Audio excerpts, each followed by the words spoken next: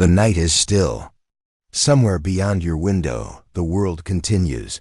The soft hum of distant traffic, the occasional bark of a street dog, the faint rhythm of life carrying on as it always does. But here, in the quiet, there's space to think. About things we rarely let ourselves wonder. What would it feel like to wake up and find everything gone? Not just one person. Not just your street. But your whole world. The voices, the warmth, the cows, the small routines that keep life. Anchored, gone. Houses standing silent, food left untouched, door swinging gently in the wind. A clock frozen at the last moment someone looked at it. History tells us this is impossible. Yet again and again, it has happened. Entire civilizations, bustling cities with marketplaces, temples, farms, and music have vanished as if they never existed. Some left behind ruins, others online legends. In every case, there is one thread that binds them. No one truly knows why. You could blame the sea. It has a habit of taking what it likes. You could blame the desert, swallowing cities in sand. You could blame war, disease, famine.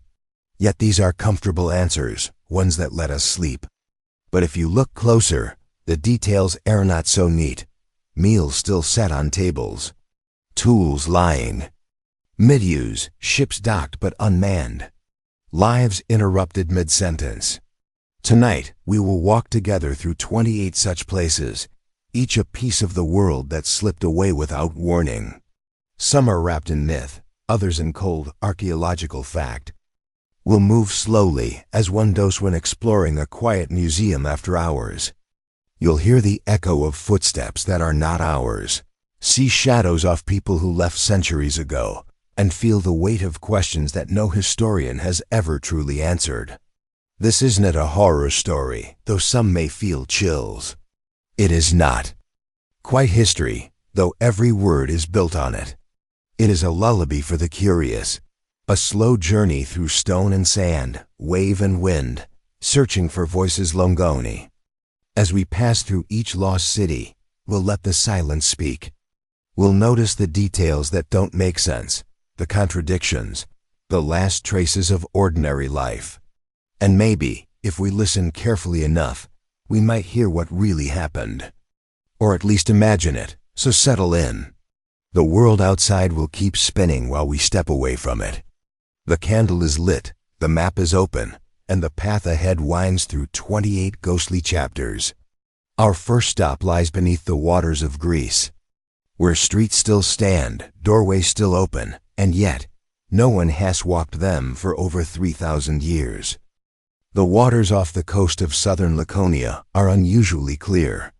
On calm days, the sunlight pierces deep enough to reveal something unexpected, straight lines, right angles, and patterns too precise to be nature's own design. As the waves shift, the outlines of streets emerge, stone walls appear, and you realize you're not looking at random rock formations at all, but the skeleton of a city. This is Pavlopitri, a name that today is whispered among archaeologists with a mix of excitement and reverence. Here lies one of the oldest known submerged cities in the world, dating back more than 5,000 years. The strange part is not that it is underwater. Many ancient settlements have been claimed by the sea, but that Pavlopitri is almost entirely intact. Streets, buildings, courtyards, and even what appears to be a complex drainage system remain exactly where they were. The city vanished. Its story begins in the Bronze Age, an era of rising civilizations around the Mediterranean. Pavlopitri was a coastal hub, perfectly placed to trade with Crete, the Cyclades, and mainland Greece. Merchants would have walked these streets carrying goods of clay, bronze, and perhaps the fragrant oils that were so prized at the time. Children would have played in the courtyards, fishermen mended their nets near the shore, and elders told stories under the open sky. It was not a minor village, it was a living, breathing part of an interconnected ancient world, and then it was gone. The most accepted theory is that a powerful earthquake struck, sending part of the coastline into the sea. A tsunami may have followed, sweeping across the settlement and dragging everything with it. This region of Greece lies on active fault lines, and the earth here has always been restless. Yet, when divers first explored Pavlopetri in the 1960s, they were struck by what they didn't see: the signs of sudden panic, destruction, or violent collapse. The city looks as though it was simply abandoned. Some locals believe otherwise. Fishermen tell of strange lights in the water, glowing faintly on moonless nights. Divers have reported an uncanny sensation while swimming through the streets, a feeling that the city itself is aware of their presence. It's the sort of superstition that clings to places where history has gone quiet, a sense that perhaps the city didn't just sink. Perhaps it was taken. Pavlopetri's modern rediscovery is almost as fascinating as its ancient disappearance. In 1904, a geologist first noted ruins visible beneath the waves here. But it wasn't until 1967 that Nicholas Fleming, a British oceanographer, mapped the site in detail. What he found amazed the archaeological world: a complete urban layout stretching across at least 9,000 square meters. In 2009, advanced underwater scanning revealed even more streets, more structures, and signs that the city was larger and more organized than anyone had suspected. The preservation is extraordinary. Unlike ruins on land, where wind, rain, and human activity slowly erode what remains, Pavlopetri has been shielded by the sea. Its walls still rise up from the seabed, aligned exactly as they were millennia ago. Doorways lead into rooms whose purpose can only be guessed at: a merchant's shop, perhaps, or a family's dwelling. Some space still contain fragments of pottery, their painted patterns faded, but not gone. And here is the strangest part. Despite decades of study, no one has found clear evidence of a catastrophe big enough to explain the city's fate. If it was an earthquake, where are the signs of crumbled walls?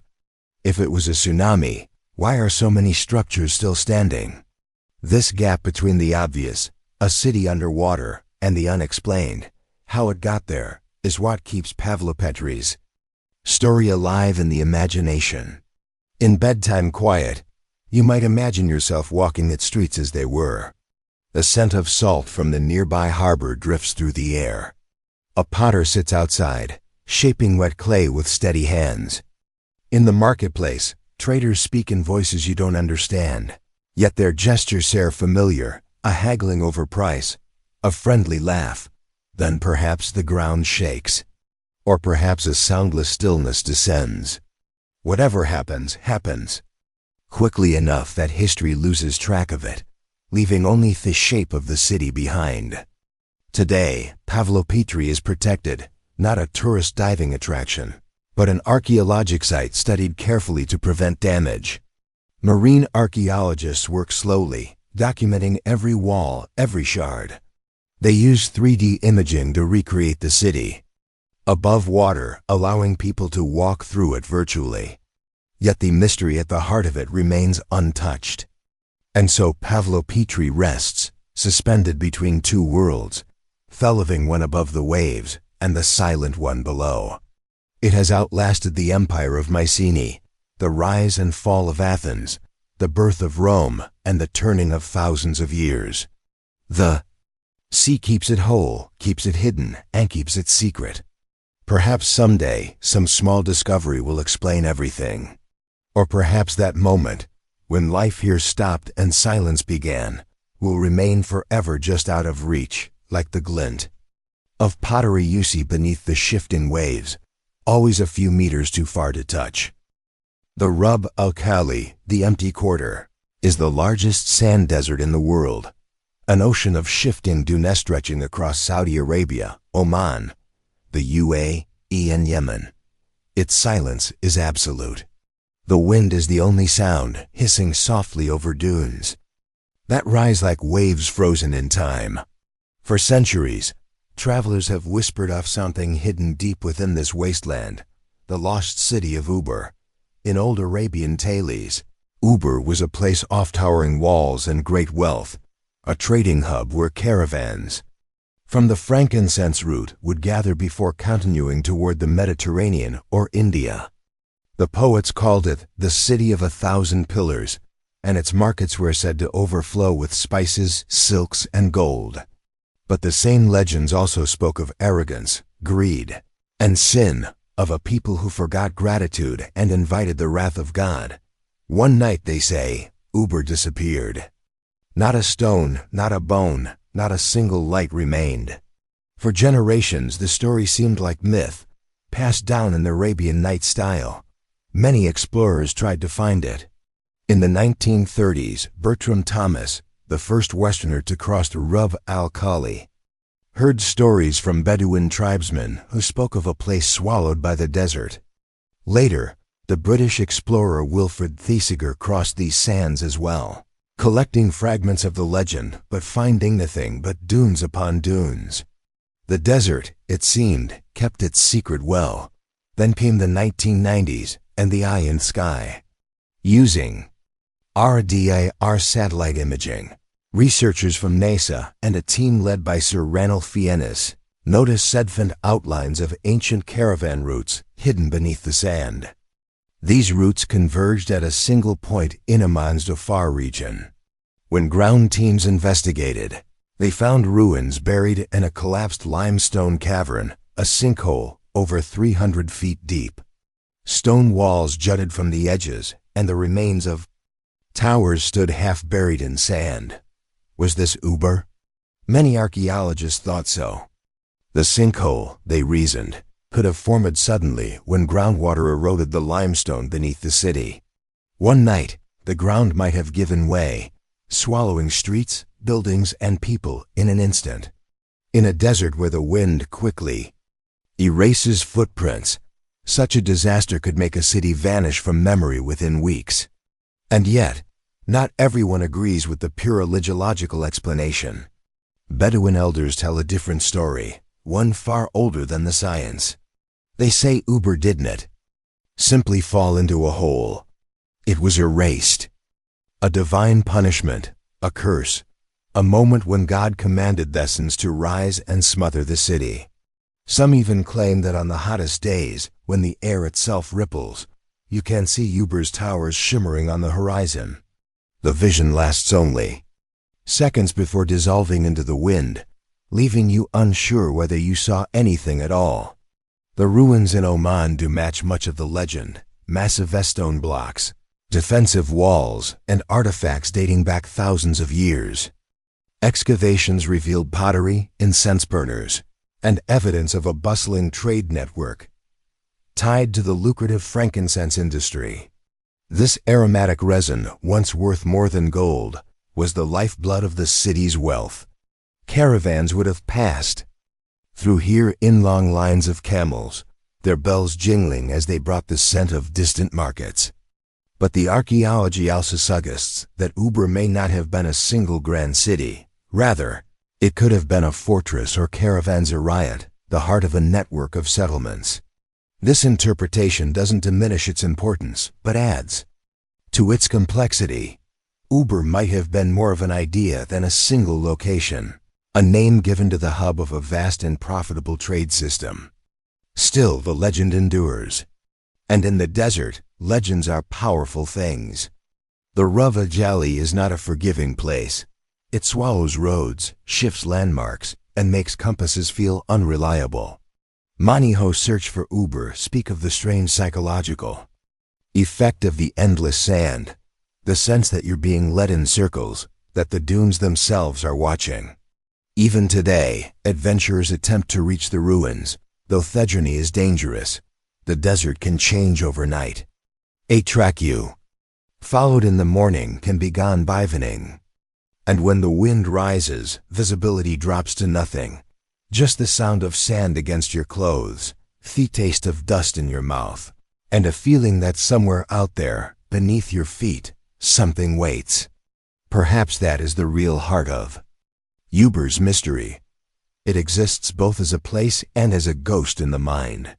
The towers may have crumbled, the streets may be filled with sand, But the story is as alive as it was 1,000 years ago. Some search for treasure, some for history, and some simply for the thrill of chasing a city that might always be half in this world and half in another. The sands of the Rub al Khali are patient. They have kept Uber hidden for centuries, and they may keep it hidden for centuries more. Whether it was nature's doing or divine judgment, their salt is the same. The Atlantis of the sands rests out of reach, preserved in silence, waiting for those who dare to seek it, and perhaps to be swallowed by it as well. The Canadian subarctic is a land of extremes, vast stretches of white tundra in winter, where snow covers the earth like a shroud and the air bites at your skin. In this isolated wilderness lies Lake Anjikuni, a long, cold expanse of water surrounded by thick forests and barren stretches. The region is so remote that even today, few people venture there without good reason. But in the winter of 1930, something happened on its frozen shores that still haunts Canadian folklore: the disappearance of an entire Inuit village. It began when Joe LaBelle, a seasoned fur trapper familiar with the northern trails, approached the small Inuit settlement on the lake's edge. He had traded with them before, and the village was usually alive with activity: sled dogs barking, children playing in the snow, smoke curling from the igloos. But that day, LaBelle felt something was wrong. The silence was unnatural, not the peaceful quiet of the wilderness, but a heavy, oppressive stillness, as if the land itself were holding its breath. When he entered the village, what he saw left him shaken. Fires still burned in the snow, though. The wood was nearly spent. Cooking pots sat above them, containing meals left half-eaten, frozen in place. Tools and personal belongings, hunting spears, clothing, even family heirlooms, were left behind as if their owners intended to return in a moment. But there was no one. Not a single man, woman, or child remained. The most haunting sight, however, was the dogs. LaBelle found the sled dogs still tied to their posts, lying in the snow, starved and frozen to death. No hunter in the North would abandon his dogs. They were survival itself. For them to be left behind meant whatever drove the people away happened suddenly, without time for preparation. Even stranger, LaBelle could not find any tracks leading away from the settlement. The snow wasn't disturbed, except for the marks of daily life frozen in place. The surface was smooth, unbroken, no footprints, no sled marks, nothing. In the North, where fresh snow reveals even the smallest disturbance, this was deeply unusual. LaBelle hurried to the nearest telegraph station, where he reported the incident to the Royal Canadian Mounted Police, RCMP. A team of Mounties was dispatched to investigate. They searched the area for days, but their findings only deepened the mystery. The village's food stores were still full, ruling out the possibility that the people had left in search of supplies. There were no signs of a struggle, no blood, no bodies, simply absence. Some reports from that time, though later disputed, claimed that strange blue lights had been seen in the sky above the lake the night the villagers vanished. Eyewitnesses described them as shimmering orbs that danced in silence before fading into the stars. Whether these lights were an atmospheric phenomenon, the aurora borealis, or something else entirely remains unclear. Speculation spread quickly. The official explanation led toward the idea of a mass migration, that the villagers had moved to another location, perhaps due to a harsh winter or declining game in the area. But if this were the case, why would they leave in such a hurry without their dogs, tools, or even warm clothing? And why were there no tracks?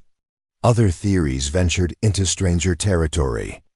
Some locals whispered that the spirits of the water had taken the people, pulling them beneath frozen surface of Lake Anjikuni.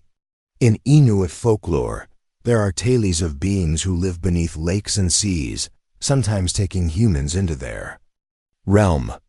To believers, the absence of footprints was explained by the villagers being lured onto the ice, and swallowed without a sound.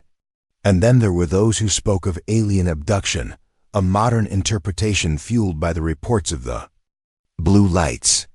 In the 20th century, the growing fascination with extraterrestrials made this theory appealing to some, though it remains entirely speculative.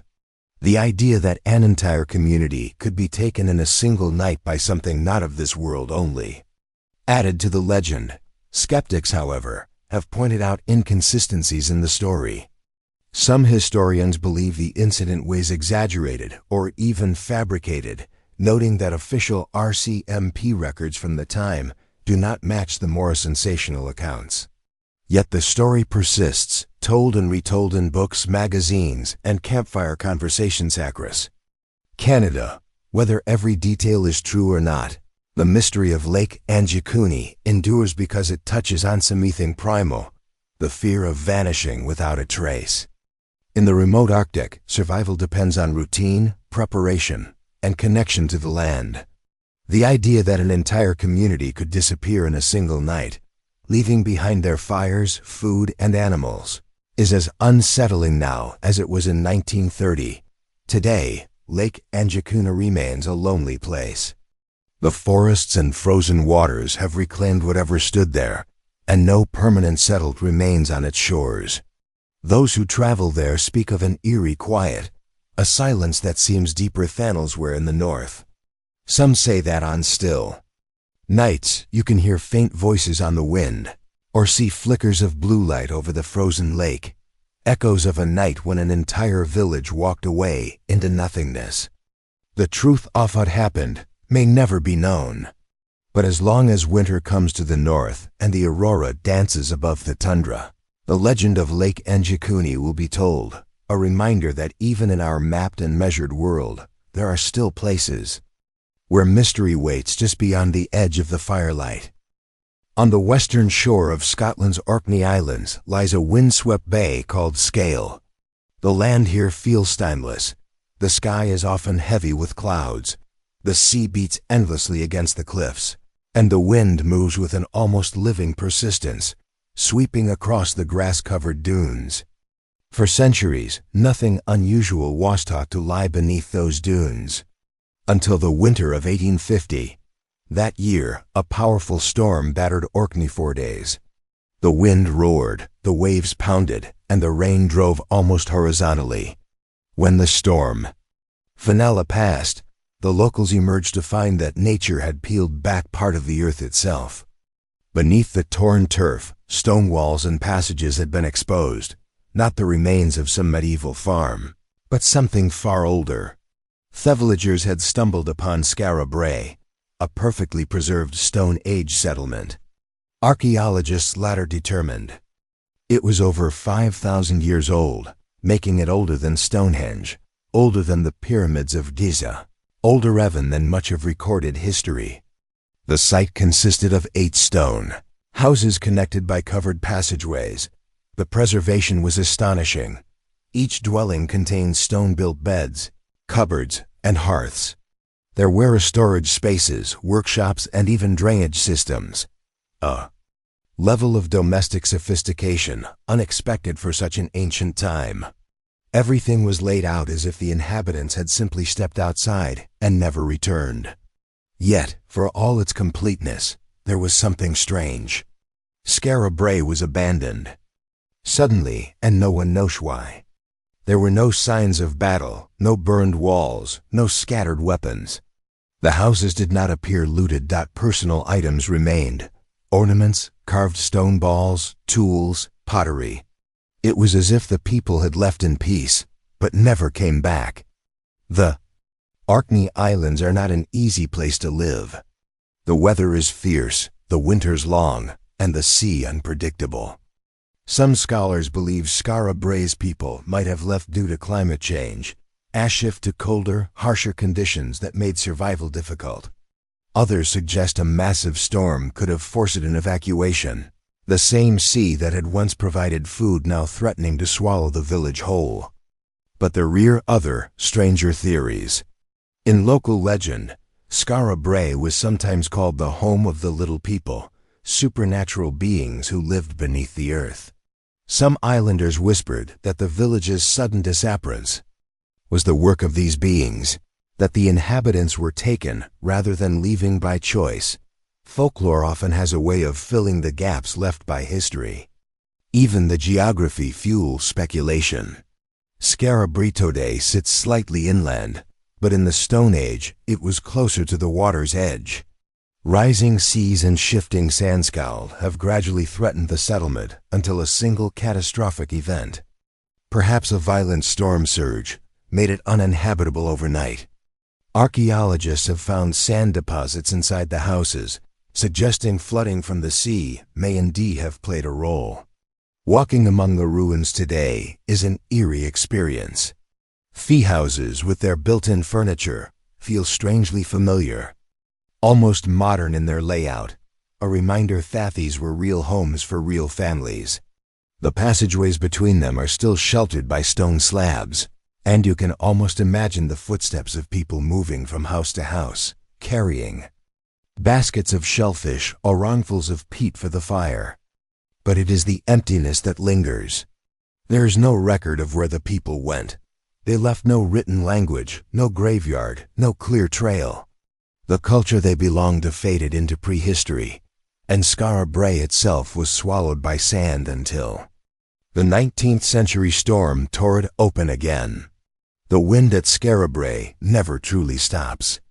It whistles through the stone doorways, carrying with it a sound that some visitors describe as whispering, the illusion, perhaps of voices speaking in a language no one has heard for thousands of years.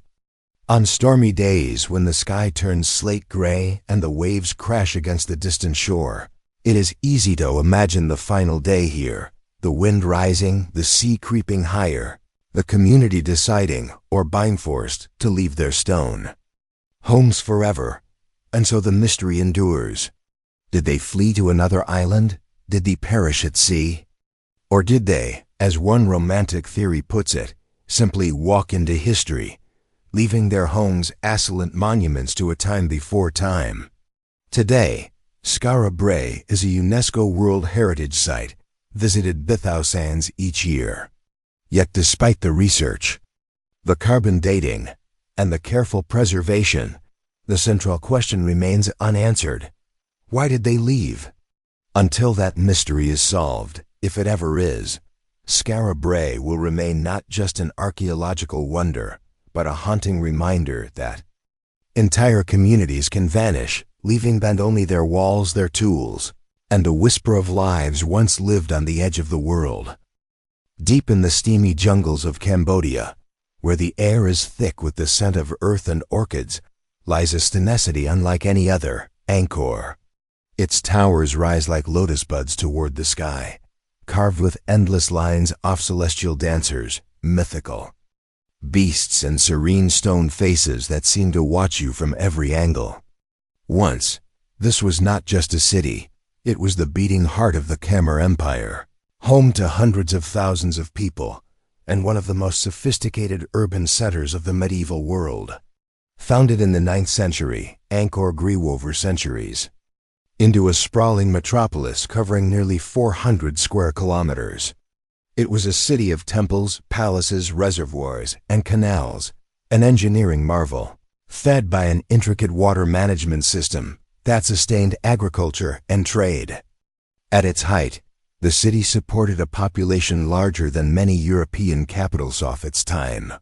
The great temple of Angkor Wat, dedicated to the Hindu god Vishnu, stood as a symbol of divine power and imperial ambition.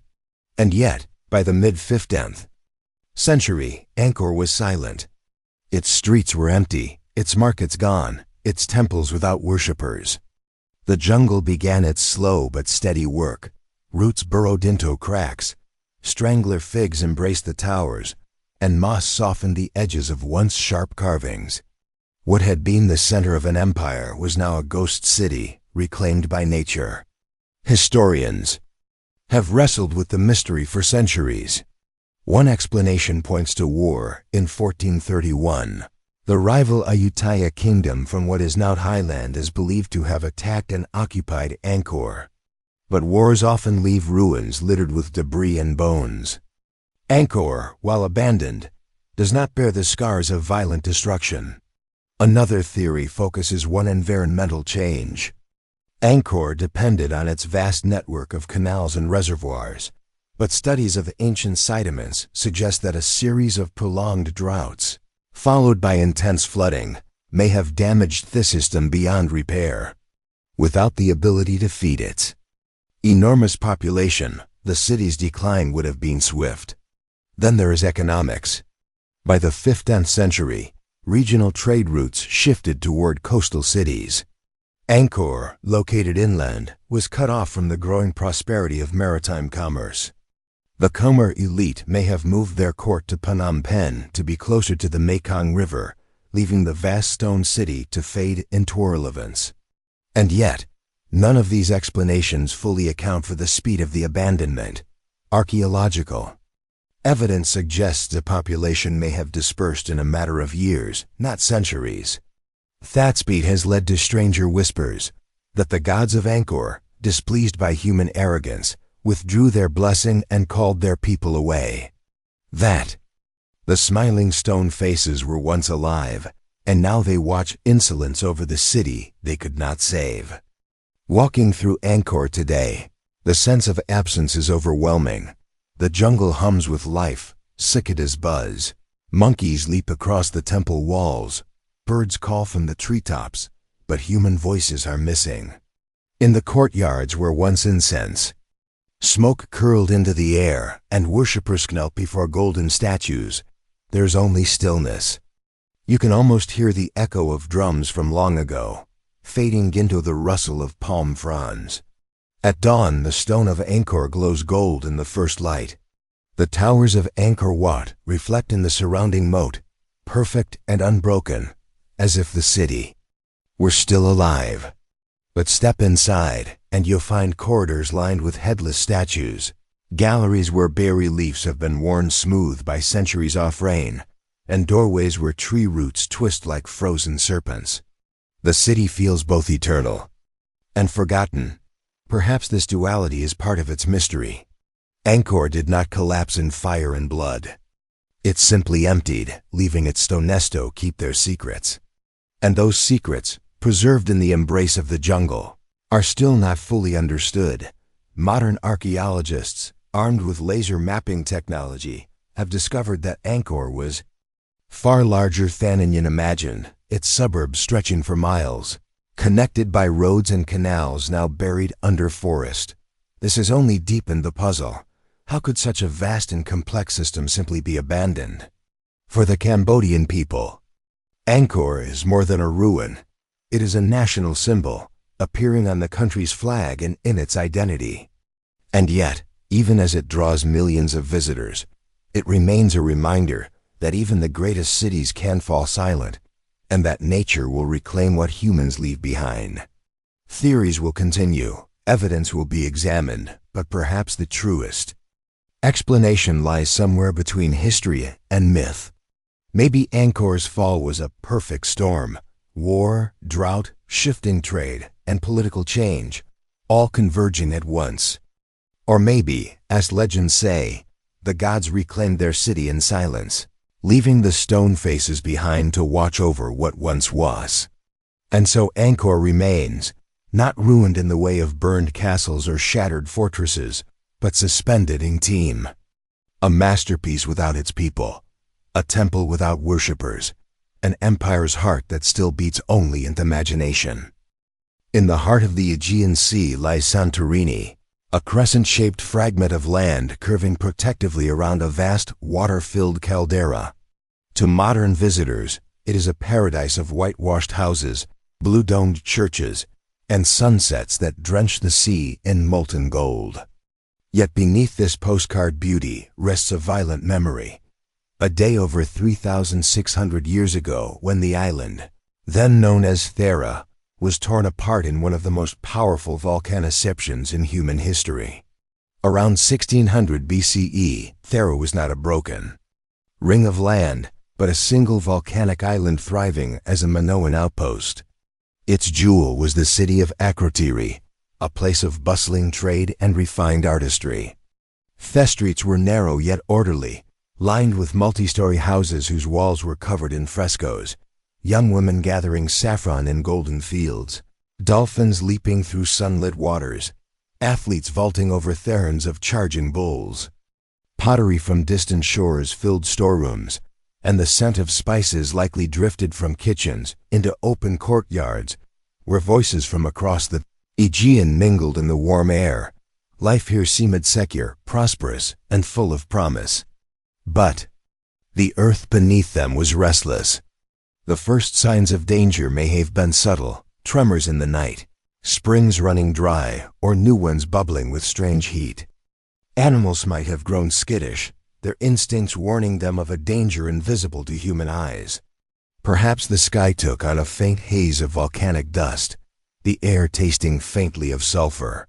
We do not know how long these warnings lasted, but they may have been enough to stir whispers in the marketplace, to send cautious glances toward the looming volcanic peak. Some archaeologists believe the people of Akrotiri recognized the danger and evacuate before the final eruption, for when the ruins were uncovered millennia later, no human remains were found. If that is true, then the city's final day began. Not with screams, but with silence, abandoned homes, doors swinging open in the wind, and streets where only the seabirds called. When the eruption came, it was beyond anything the people of the Bronze Age could have imagined. The volcano exploded with a force so great that it tore the island apart, sending a column of ash and rock over 30 kilometers into the sky. The sound of the blast may have carried hundreds of miles, shaking the air like the roar of 1,000 storms. Darkness spread across the Aegean as ash rained down, blotting out the sun for hours, perhaps even days. The sea churned violently as islands. Center collapsed into the emptied magma chamber, triggering colossal tsunamis. These waves, some towering tens of meters high, crashed into the coasts of Crete, mainland Greece, and perhaps even the distant shores of Egypt. For the Minoans, whose power rested on their fleets and their mastery of the sea, the devastation was immense. Ports were smashed, ships splintered, and fertile farmlands flooded with salt water. The disaster did not merely destroy an island. It may have helped bring about the decline of an entire civilization. When Akrotiri was rediscovered in the late 1960s by Greek archaeologist Spyridon Marinatos, the city emerged from the ash like a ghost. Its streets were intact, its buildings preserved in remarkable detail. Pottery still sat on shelves. Wooden furniture had left perfect impressions in the hardened ash. The frescoes were bright and almost untouched by time, capturing moments of beauty from a world that had vanished. Yet in all of this, one thing was missing: the people. No skeletons lay in the streets. No hurried piles of belongings suggest data. Last-minute flight. The absence is as haunting as the destruction itself. Where had they gone? Did they sail for Crete and meet their end in the tsunamis? Did they find safety elsewhere, disappearing into history under a different name? The city, like a stage after the actors have left, waited in silence for an audience that would never turn. This silence has fueled speculation for centuries, and perhaps nowhere more so than in the enduring myth of Atlantis. Over 1,000 years after the eruption, the philosopher Plato wrote of a great island civilization that vanished beneath the waves in a single day and night of misfortune. Many dismiss his story as allegory, but parallels with Thera are striking. A powerful maritime culture, an island destroyed by fire and sea, and Attis' appearance so sudden it seemed almost divine. Whether Plato's Atlantis was directly inspired by the memory of Thera or not, the image of the island's destruction fits the legend so closely that the two have become forever intertwined in the public imagination.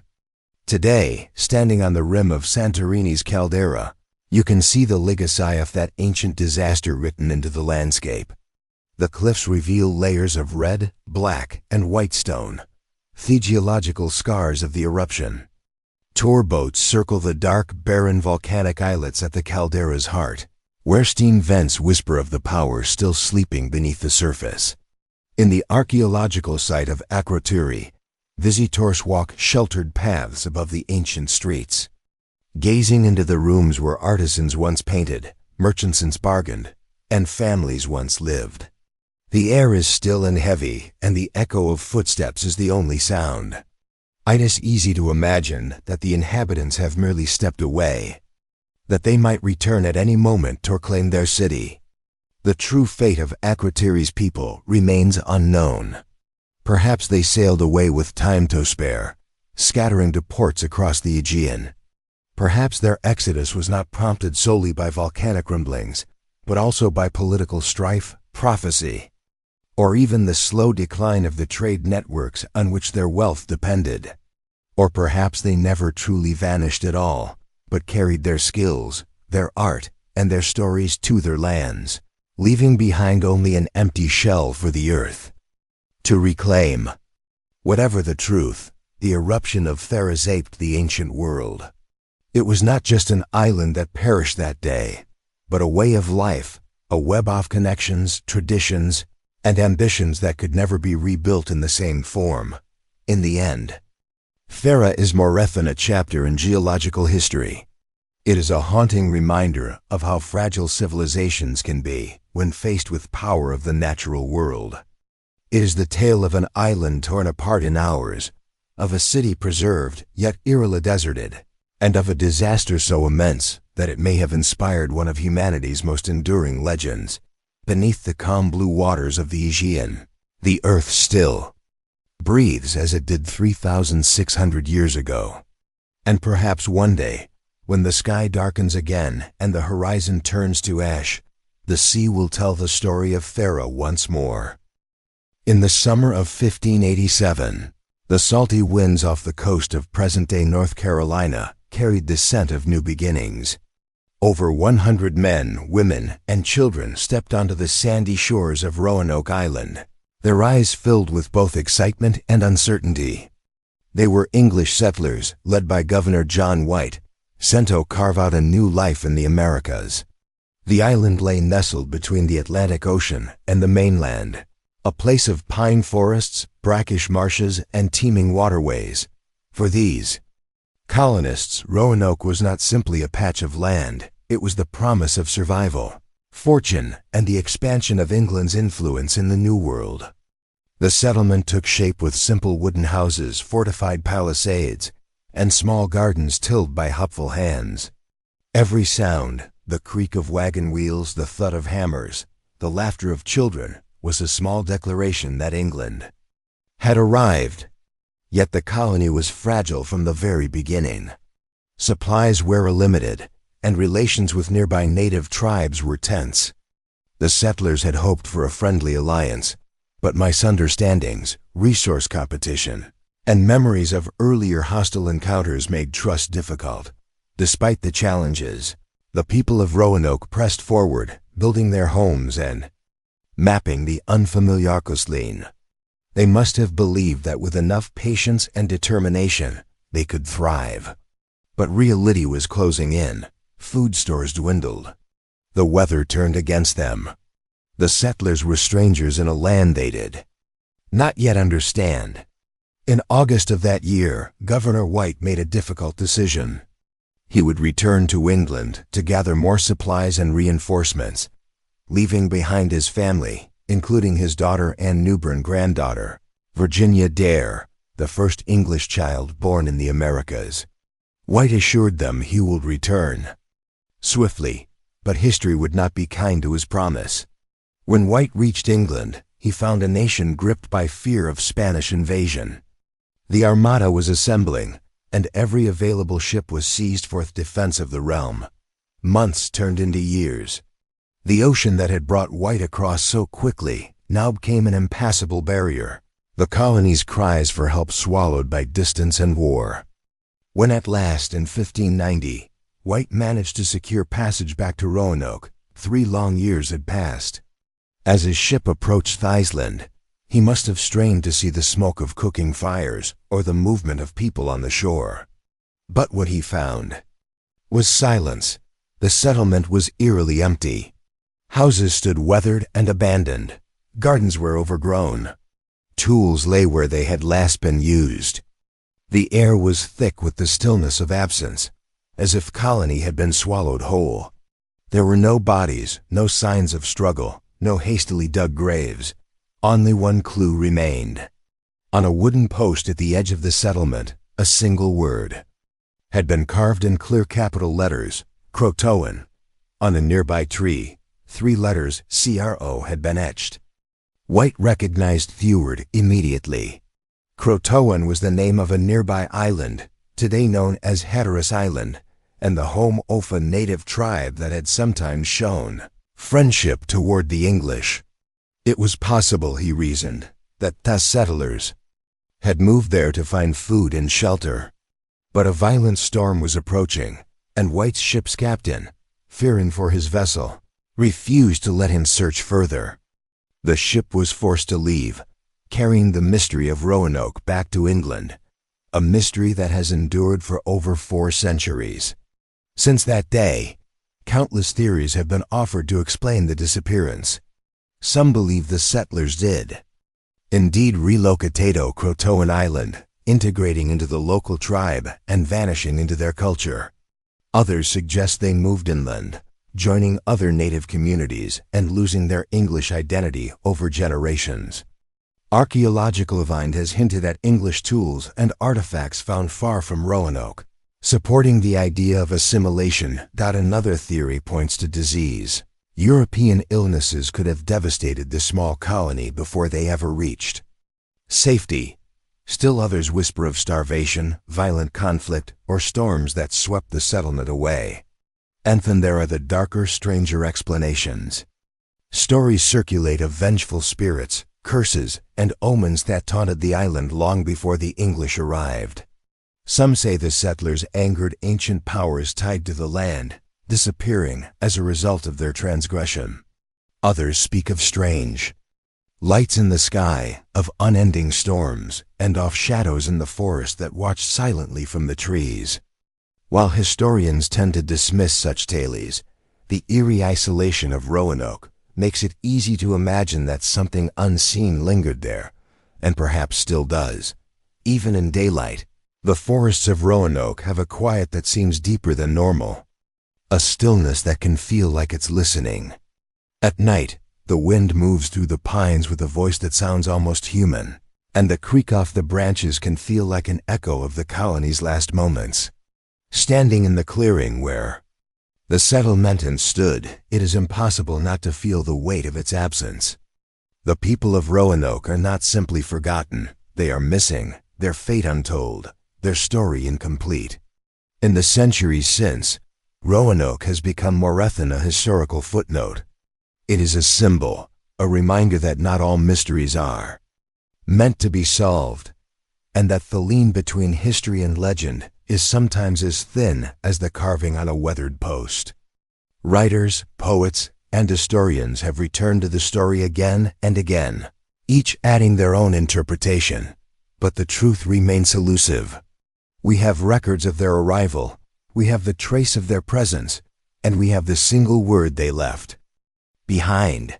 But between these fragments is a silence that refuses to yield. Today, the island is a place of quiet beauty.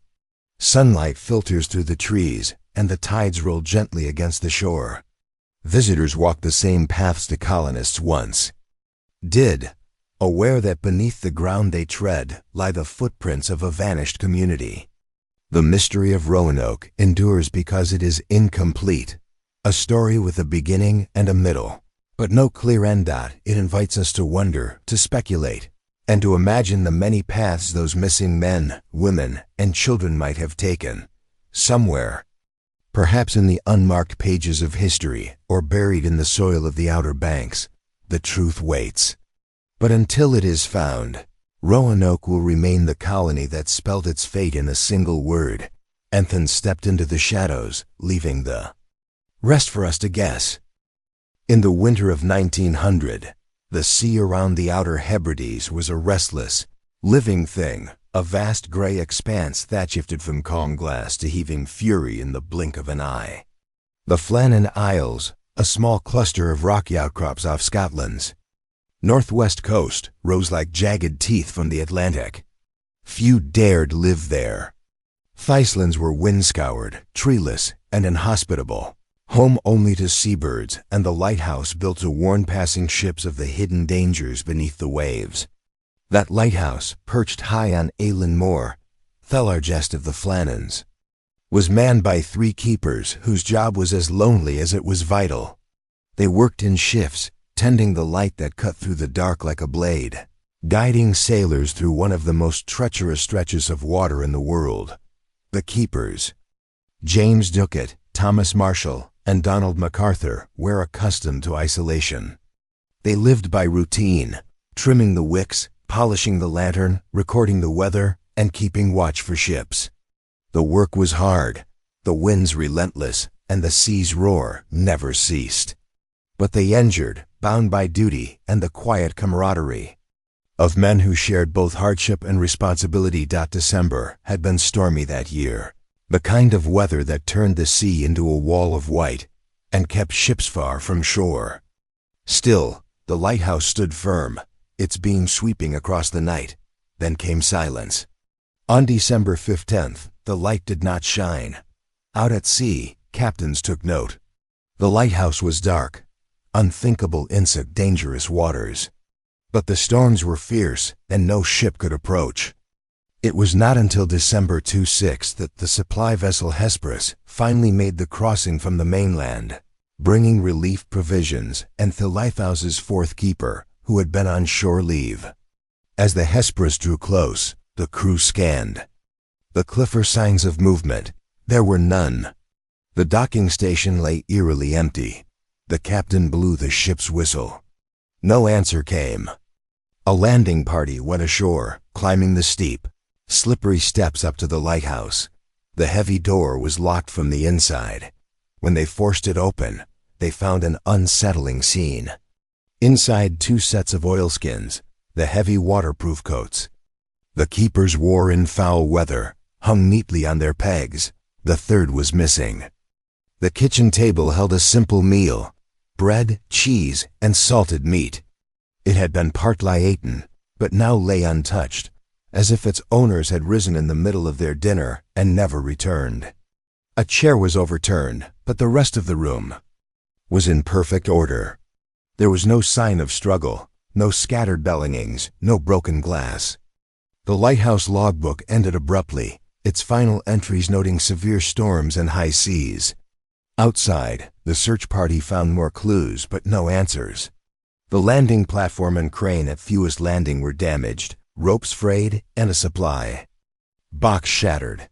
Farther up the cliff, tufts of grass had been ripped from the soil, as though by great force. The sea boomed below, crashing against the rocks in endless rhythm.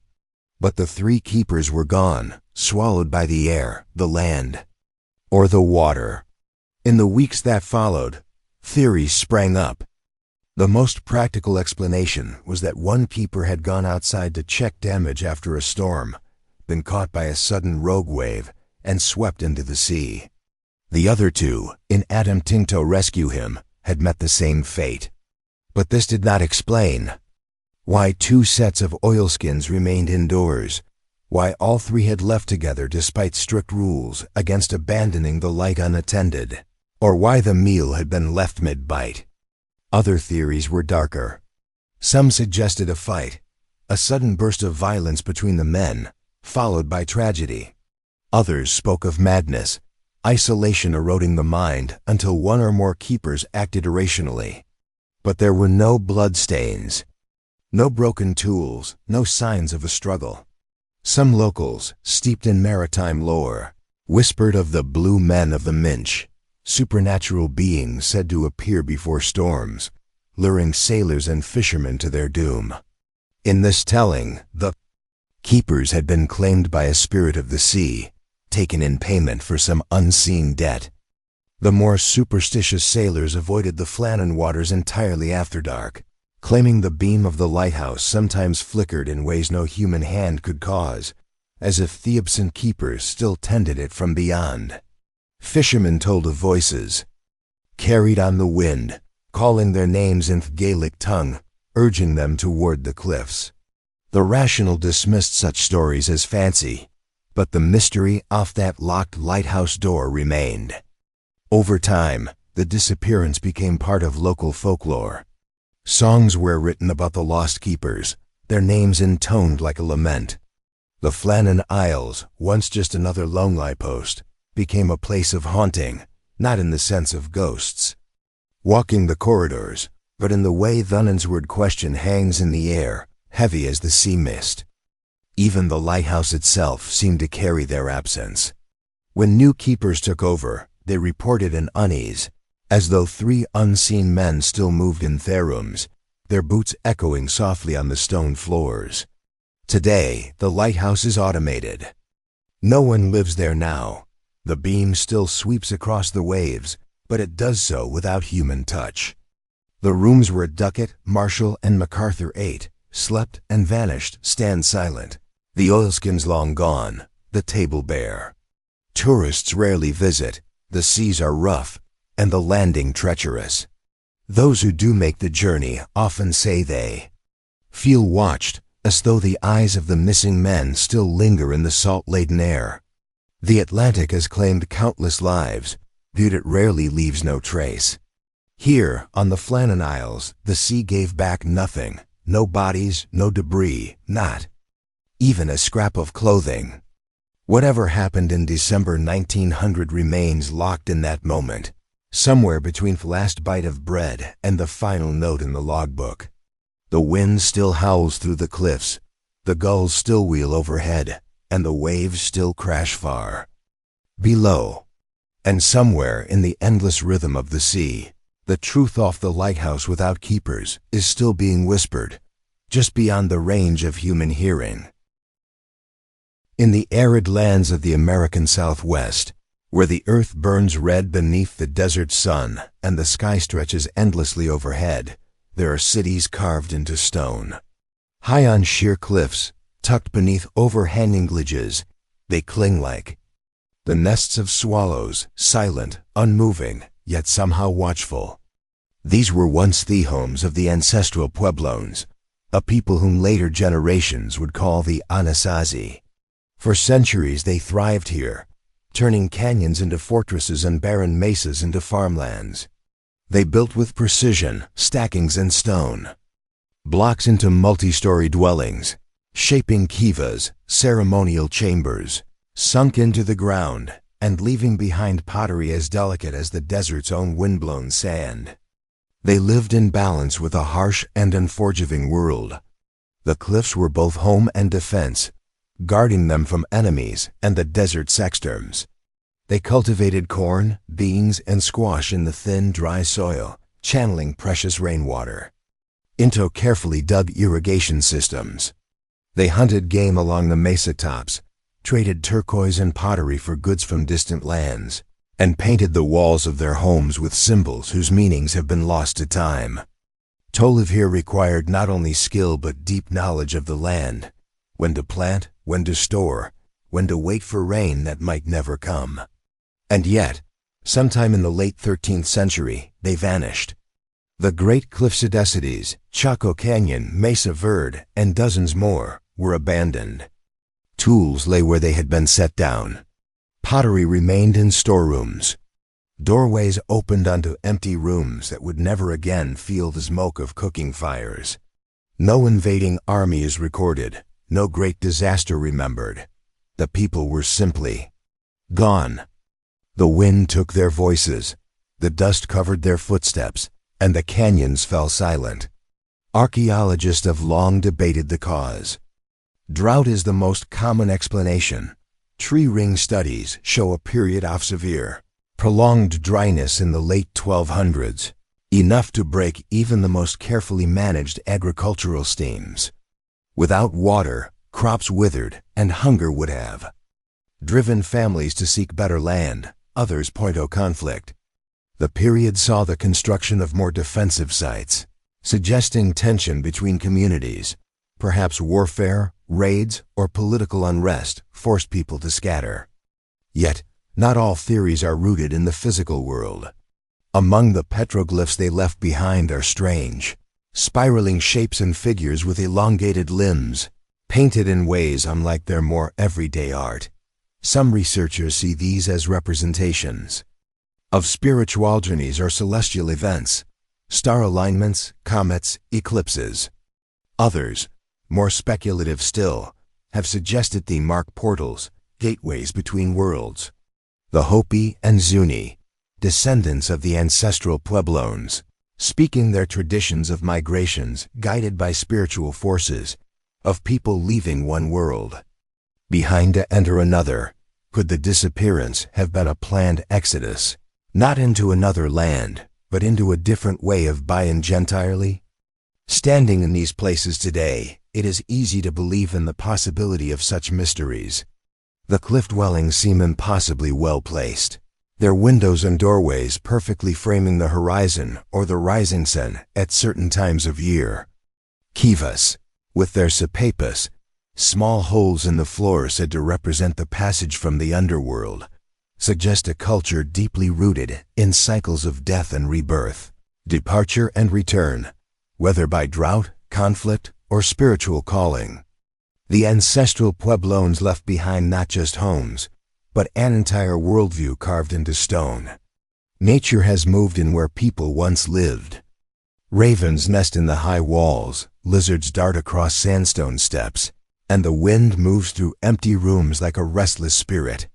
In evenings, the sun bleeds out across the canyon, painting the walls in deep reds and golds, and the shadows stretch long through the doorways. It is beautiful, but it is also haunting, as though the land remembers what it has lost. The surviving stories speak of journeys, of moving toward the place where the sun rises or where water flows freely. Some descendants believe their ancestors still walk in another place. Unseen, their city's untouched base, they are not truly abandoned. They are waiting. Others believe the drought forced them to scatter, joining other communities to the south and east, blending into new cultures until the original way of life dissolved into memory. But no single explanation satisfies the full weight of their absence. There's a quiet power in visiting these ruins. Tourists walk the narrow ledges, peer into rooms blackened with centuries-old soot, and touch walls smoothed by hands that worked them more than 700 years ago. The stones hold the heat of day and the chill of the night, just as they once held the warmth of fires and the voices of children. Thesilence feels deliberate, almost protective, as though the land itself is keeping a promise not to reveal too much. At night, when the desert cools and the stars spill across the sky in dazzling clarity, the cliff dwellings in less like relics and more like sentinels. Their dark windows become eyes, their stacked stones the bones of something still alive, watching over the valleys below. The petroglyph spirals catch the moonlight, curling inward as though drawing the viewer into another place entirely. Here, under the vast and unchanging stars, it becomes possible to imagine that the ancestral Pueblones are not gone at all, merely beyond sight, living in a place their descendants still remember in prayer and story. The Anasazi's disappearance is one of history's quiet mysteries, lacking the violence or spectacle of other vanishings, yet it endures precisely because of its stillness. They left no battlefield, no mass graves, no obvious signs of disaster. Only the enduring presence of their cities, built into the bones of the earth. Time has not erased them. The canyons still hold their walls, the wind still carries their echoes, and the spirals carved into stone still turn endlessly inward, pointing to a truth we may never fully reach. In the fertile plains of the Indus River, where the summer heat shimmers above baked earth and the monsoon rains turn fields into green seas, there once rose a city unlike any the ancient world had seen. Long before the pyramids of Giza were completed, before the Parthenon crowned Athens, Mohenjo-Daro stood as a jewel of the Indus Valley civilization, a marvel of planning, order, and quiet sophistication. Its streets ran straight and true, intersecting in precise right angles. Brick houses, uniform in size and design, rose along the avenues, each connected to a network of covered drains that ran beneath the city, an engineering feat unmatched. For centuries to come, there was no chaos of tangled alleys here, no haphazard sprawl. Mohenjo-Daro had been built with purpose, with vision, with the kind of foresight that still humbles modern planners. Its people, skilled in trade, crafts and agriculture, lived in remarkable cleanliness and comfort for the ancient world. Wells provided fresh water. Public baths, most famously the Great Bath, a vast, sunken pool lined with baked bricks, may have been used for ritual purification. Granaries stored food for the populace, ensuring stability in times of scarcity.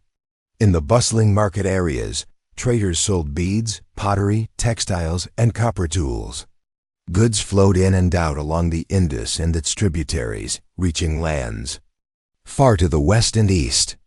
The city pulsed with life, with the hum of daily routines, and with the quiet pride of a civilization in full bloom.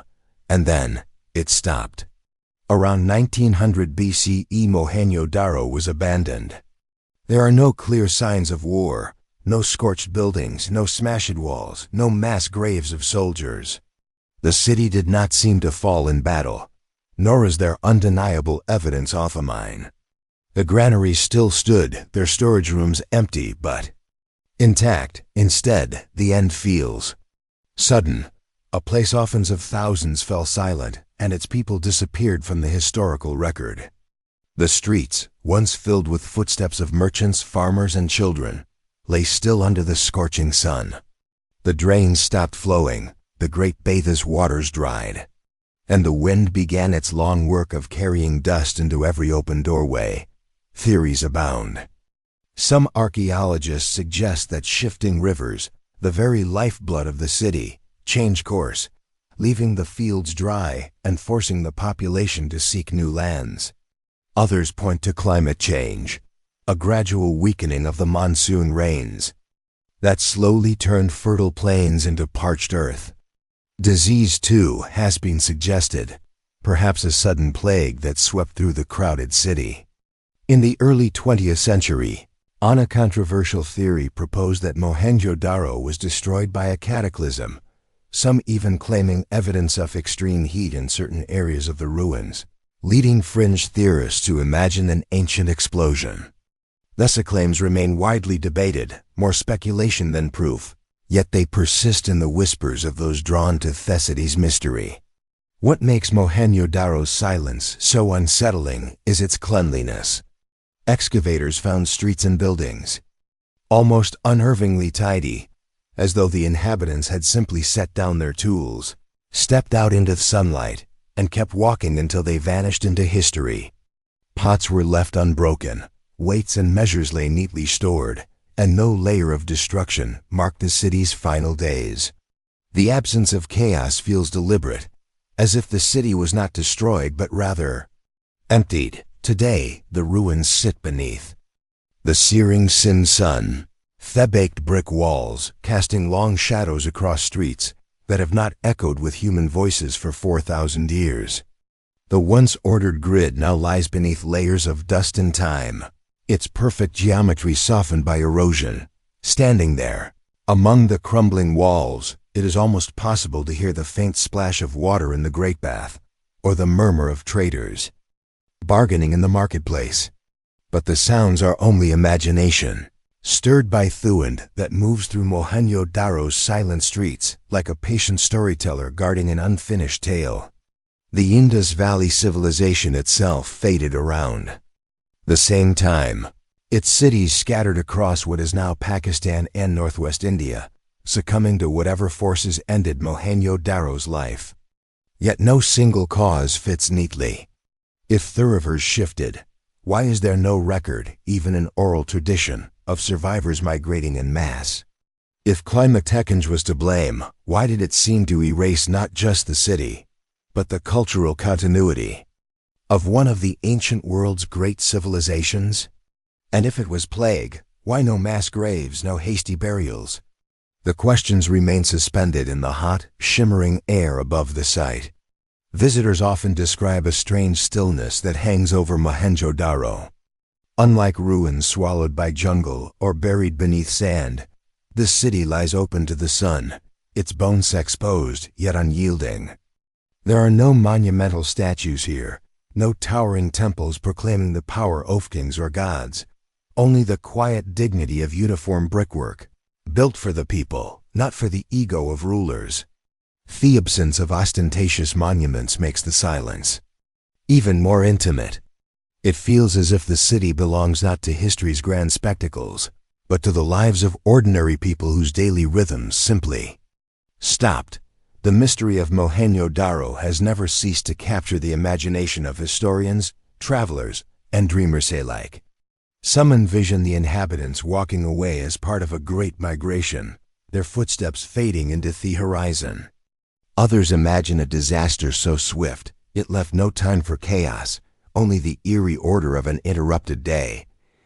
And still others lean toward the poetic, that perhaps the city, so carefully built and so perfectly ordered, simply reached the end of its story and stepped quietly into the realm of legend. As the sun sinks over the Indus plains, the city glows red and gold, the bricks holding the heat of the day. Shadows stretch across the straight streets, tracing the same lines they did 4,000 years ago. The wind carries the scent of dry earth and distant water, and in that moment, Mohenjo-Daro feels less like a ruin and more like a waiting place, a city that has paused, not ended, holding its silence until someone, someday, can finally speak the truth of why it fell asleep and never woke again. In the heart of southern Africa, amid rolling hills and golden savannas, stand the silent stone ruins of a once great city. Great Zimbabwe, as it is known today, rises from the earth like the bones of some ancient, sleep-ingent, vast, unmortared walls curving and enclosing spaces whose purposes are now the province of speculation.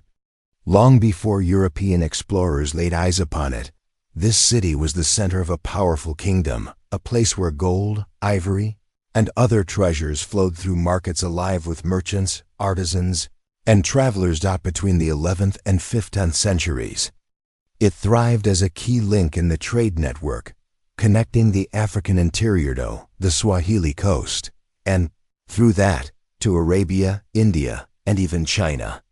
The architecture of great Zimbabwe remains as impressive today as it must have been in its prime. Towering granite walls, some over 5 meters high and running for hundreds of meters, stand without the aid of mortar, their stones fitted together with such precision that centuries of wind and rain have barely shifted them.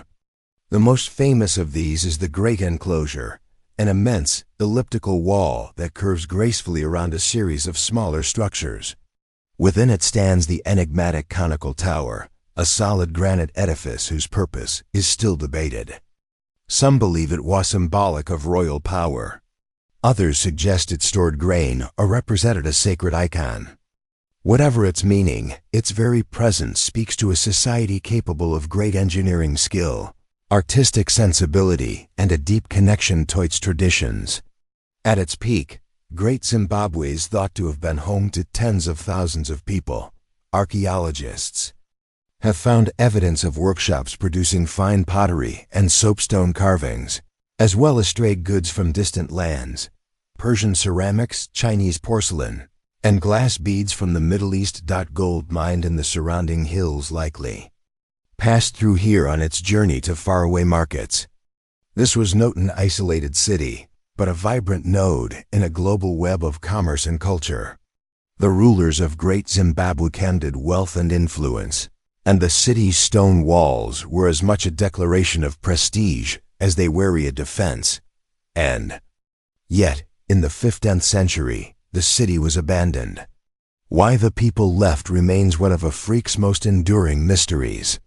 There are no signs of catastrophic destruction, no evidence of large-scale warfare or a sudden natural disaster. Some scholars believe that overgrazing and deforestation around the city may have depleted the land, forcing its inhabitants to move in search of better pastures. Others suggest political instability or the rise of rival powers may have fractured the kingdom, leading to a gradual dispersal of the population. A more spiritual explanation holds that the people departed as part of a sacred migration, following a prophecy or seeking a new land blessed by their ancestors. Whatever the cause, the departure left Great Zimbabwe eerily still. Without its people, nature slowly began to reclaim the city. Grass crept over courtyards, trees rooted themselves in the gaps between stones, and the wind, once carrying the hum of daily life, became the only voice moving through the corridors. In time, even the memory of its kings faded, their tombs, if they exist, still in discord. No inscriptions remain to name them, no written record tells their story. All that is left are few walls, the towers, and the open sky above them. When Europeans first encountered Great Zimbabwe in the late 19th century, its origins were shrouded in myth and misinterpretation. Early colonial archaeologists, influenced by the prejudices of their time, refused to believe that Africans could have built such a sophisticated city. They concocted tales of ancient Phoenician or biblical architects, weaving the ruins into narratives of lost white civilizations. These claims, now thoroughly discredited, reveal more about the biases of their inventors than about the truth of Great Zimbabwe. Modern archaeology has firmly established that the city was built by ancestors of the Shona people, whose descendants still live in the region today and preserve oral traditions that speak in fragments of its greatness. Walking through the Igu ruins now, one is struck by their quiet dignity. Thick-curved walls seem almost to guide you along invisible paths, as if leading visitors through a ritual journey whose meaning has been forgotten. The sun warms the granite, making it glow in shades of gold and amber. In the early morning, mist often clings to the surrounding hills, lending the sight an otherworldly air. The silence is not empty but watchful, as if the stones themselves are, keeping the memory of the city safe until the right questions are asked. Some visitors claim to feel a subtle presence here, not haunting in a fearful sense, but a kind of ancestral weight, the awareness that this was once a place of power and reverence. The wind whistles through narrow passages and over the walls, carrying a sound that can be mistaken for voices if you close your eyes. It is easy to imagine that, beneath the rustle of grass and the cry of distant birds, there are echoes of market chatter, the rhythmic pounding of grain, the calls of children running between the towers. Great Zimbabwe's mystery endures not because the answers are unknowable, but because the stones invite so many possibilities. Was its abandonment a slow fading away, each family leaving in turn until only the walls remained? Or was there armament, a decision made by the rulers, a ceremony marking the city's closure, when the people turned their backs on these granite walls and walked into a future we can no longer trace? As the sun sets, the granite takes in deeper hues, the shadows pooling like ink in the spaces between stones. The air cools, and the sounds of the modern world, distant traffic, the occasional human voice, fall away. In that moment, Great Zimbabwe belongs entirely to its past. The wind moves through the ruins, carrying questions without answers, and the stones stand patient, enduring as they have for centuries, awaiting the day when someone might finally piece together the truth of the city without kings.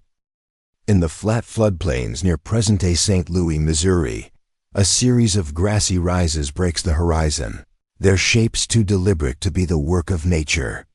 These are the mounds of Cahokia, silent, slumbering remnants of what was once the largest and most complex city north of Mexico in pre-Columbian North America.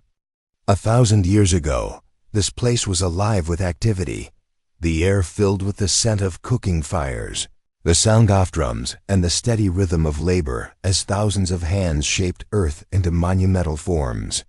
Cahokia emerged around the year 1050, during what archaeologists call the Mississippian Cultural Period. At its peak, it may have housed more than 20,000 people, a population rivaling that of London at the same time. From here, leaders governed a vast region, drawing people, goods, and ideas from across the Mississippi Valley. The city was carefully organized, its central plaza dominated by the largest earthwork in the Americas, Monk's Mound, a massive four-terraced platform rising nearly 100 feet high and covering more than 14 acres. From its summit, the ruling elite could look out over a landscape of smaller mounds, plazas, and neighborhoods, each arranged with a precision that suggests both practical planning and ceremonial purpose. Life in Cahokia was rich and varied. Farmers cultivated maize, beans, and squash in the fertile bottomlands, their harvests supporting Thessaly's dense population. Traders brought exotic goods, copper from the Great Lakes, marine shells from the Gulf Coast, mica from the Appalachians, evidence of far-reaching networks that carried not just material wealth, but also ideas and religious beliefs. Artisans crafted intricate shell gorgets, stone tools, and effigy pipes, while ceremonial leaders orchestrated elaborate rituals in the plazas below. The city's wooden structures, homes, storage buildings, and temples were built with care, but it was the mounds that defined Cahokia's skyline, each one imbued with meaning as a stage for leadership, worship, and community gatherings. One of the most intriguing features of Cahokia was Woodhenge, a series of large timber circles used as a solar calendar. From specific points within these circles, observers could mark the rising sun on solstices and equinoxes, guiding both agricultural cycles and ceremonial life. This careful attention to celestial movements reveals a culture deeply attuned to the rhythms of nature, weaving science and spirituality into the very layout of the city. And yet, by around 1350, Cahokia was empty. The reasons for its decline remain uncertain, a blend of evidence and speculation. Some archaeologists point to environmental stress, the clearing of forests for building and fuel, the overuse of surrounding farmland, and flooding from the shifting Mississippi River. A changing climate during the so-called Little Ice Age may have shortened growing seasons, straining food supplies. Others suggest internal conflict, social unrest, or disease as contributing factors. The truth may lie in a combination of these pressures, gradually eroding the city's stability until its people dispersed into smaller communities across the region. There are no records, no written accounts to explain the decision to leave. What is known is that the exodus was not accompanied by violent destruction. Cahokia was not burned, its mounds not toppled. It seems instead to have been abandoned deliberately, perhaps over the course of a generation. By the time European explorers arrived in the Mississippi Valley centuries later, they found no trace of the city's former grandeur in local oral histories, only the silent mounds, their purpose and origins fading into mystery. Today, Cahokia's mounds rise from the earth like sleeping giants, their slopes covered in soft grass and wildflowers. Visitors climbing Monk's Mound are greeted by a sweeping view of the surrounding plains. The modern skyline of St. Louis faint in the distance, a stark reminder that the heart of North America has hosted great cities before. The wind moves gently over the mounds, carrying the distant hum of highways alongside the imagined sounds of ancient life, the beat of a drum, the murmur of a crowd, the voices of leaders addressing their people from higher races. Standing among these earthworks, it's easy to feel the weight of what has been lost. Without written language, Cahokia's story is told only through archaeology, fragments of pottery, the stains of ancient postholes in the soil, the careful arrangement of burial sites. These clues speak of a sophisticated society, one that balanced engineering skill, agricultural productivity, and ceremonial complexity on a scale unmatched in its region. Yet the mounds themselves remain the most eloquent testimony. They are not ruins in the conventional sense. They do not crumble like stone walls or erode like carved reliefs. Instead, they merge back into the land, becoming part of the natural landscape even as they preserve the human labor that shaped them. This blending of earth and memory is perhaps why Cahokia's mystery feels so intimate.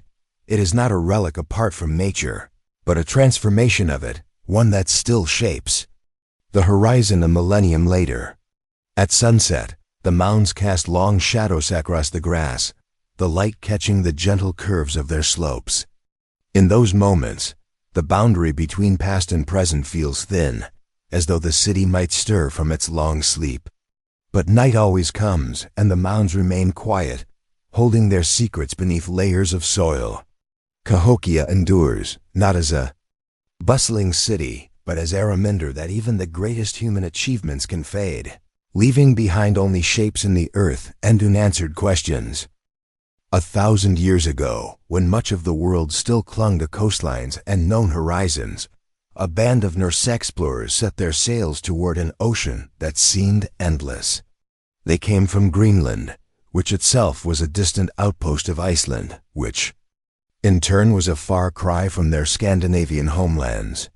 Their ships, long, narrow, and built to ride both the open sea and winding fjords, carried them westward, past the ice rimitages of the North Atlantic, toward a place that existed only in rumor and dream. They called it Vinland, the land of wine, a name that suggested lush growth, wild grapes, and fertile soil unlike the rocky shores they had left behind. Around the year 1000 CE, they found it, somewhere along the coasts of what is now Newfoundland. Or perhaps farther south, the Norse established small settlements. The sagas tell us of Leif Erikson, son of Eric the Red, who first set foot on this new shore, his boots sinking into sand unlike any he had known. The land seemed rich with promise. Rivers full of fish, forests thick with timber, meadows open for grazing. They built sod-roofed halls and storage houses, their wooden frames covered in turf to withstand Thuwind. Smoke curled from their hearth fires, rising into the crisp air of an untamed continent. For a brief moment, it must have seemed as though a new chapter in Norse exploration had begun. Vinland offered not just survival, but abundance. The explorers harvested grapes, or perhaps berries mistaken for grapes, that gave the land its name. They hunted game, fished in cold, clear waters, and cut sturdy timber, so rare in Greenland, for shipbuilding. The settlement grew, not in size but in certainty, as if it might endure for generations. And yet, Thesiges hint at shadows. They speak of the Skrælings, the indigenous peoples the Norse encountered here. Relations were tense from the start, marred by mutual suspicion. Trade was attempted, but so were raids. Skirmishes flared, and the Norse, used to defending themselves against rival clans, found themselves outmanned in a land vast beyond comprehension. Even without conflict, survival was not simple. The winters were harsh, the sea crossings long and dangerous, and each journey between Vinland and Greenland risked disaster. Climate, too, may have played its part. This was the dawn of the medieval warm period, a time when milder North Atlantic weather had opened new routes for Norse voyages. But warmth could not last forever. Storms could pin ships in harbor for weeks, supplies could run thin, and sickness could spread far from the help of any established community. The very distance that made Vinland remarkable also made it vulnerable. Within perhaps a decade or two, the Norse presence faded. No great battle is recorded, no sudden catastrophe. Instead, the settlements were quietly abandoned. The sod walls collapsed into grassy mounds, few wooden beams rotted back into the soil. The stories of Vinland lingered only in the Icelandic sagas, half history and half legend, passed from one generation to the next. By the time European sailors again reached these shores 5 centuries later, there was no visible trace of the Norse. Only the enduring presence of the peoples who had lived here long before them.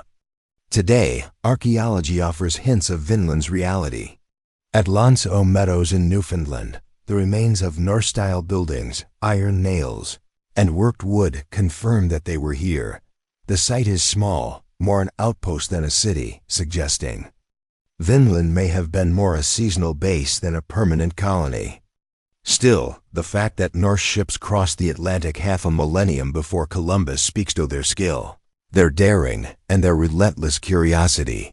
Standing on the windswept coast where grass meets stone and ocean, it is easy to imagine the scene 1,000 years ago, a carved dragon prow rising from few waves, oars flashing in rhythm, the crew's eyes fixed on a new horizon. The air here is often wrapped in fog, thickened that swallows sound and distance alike, turning land into shadow and sea into emptiness.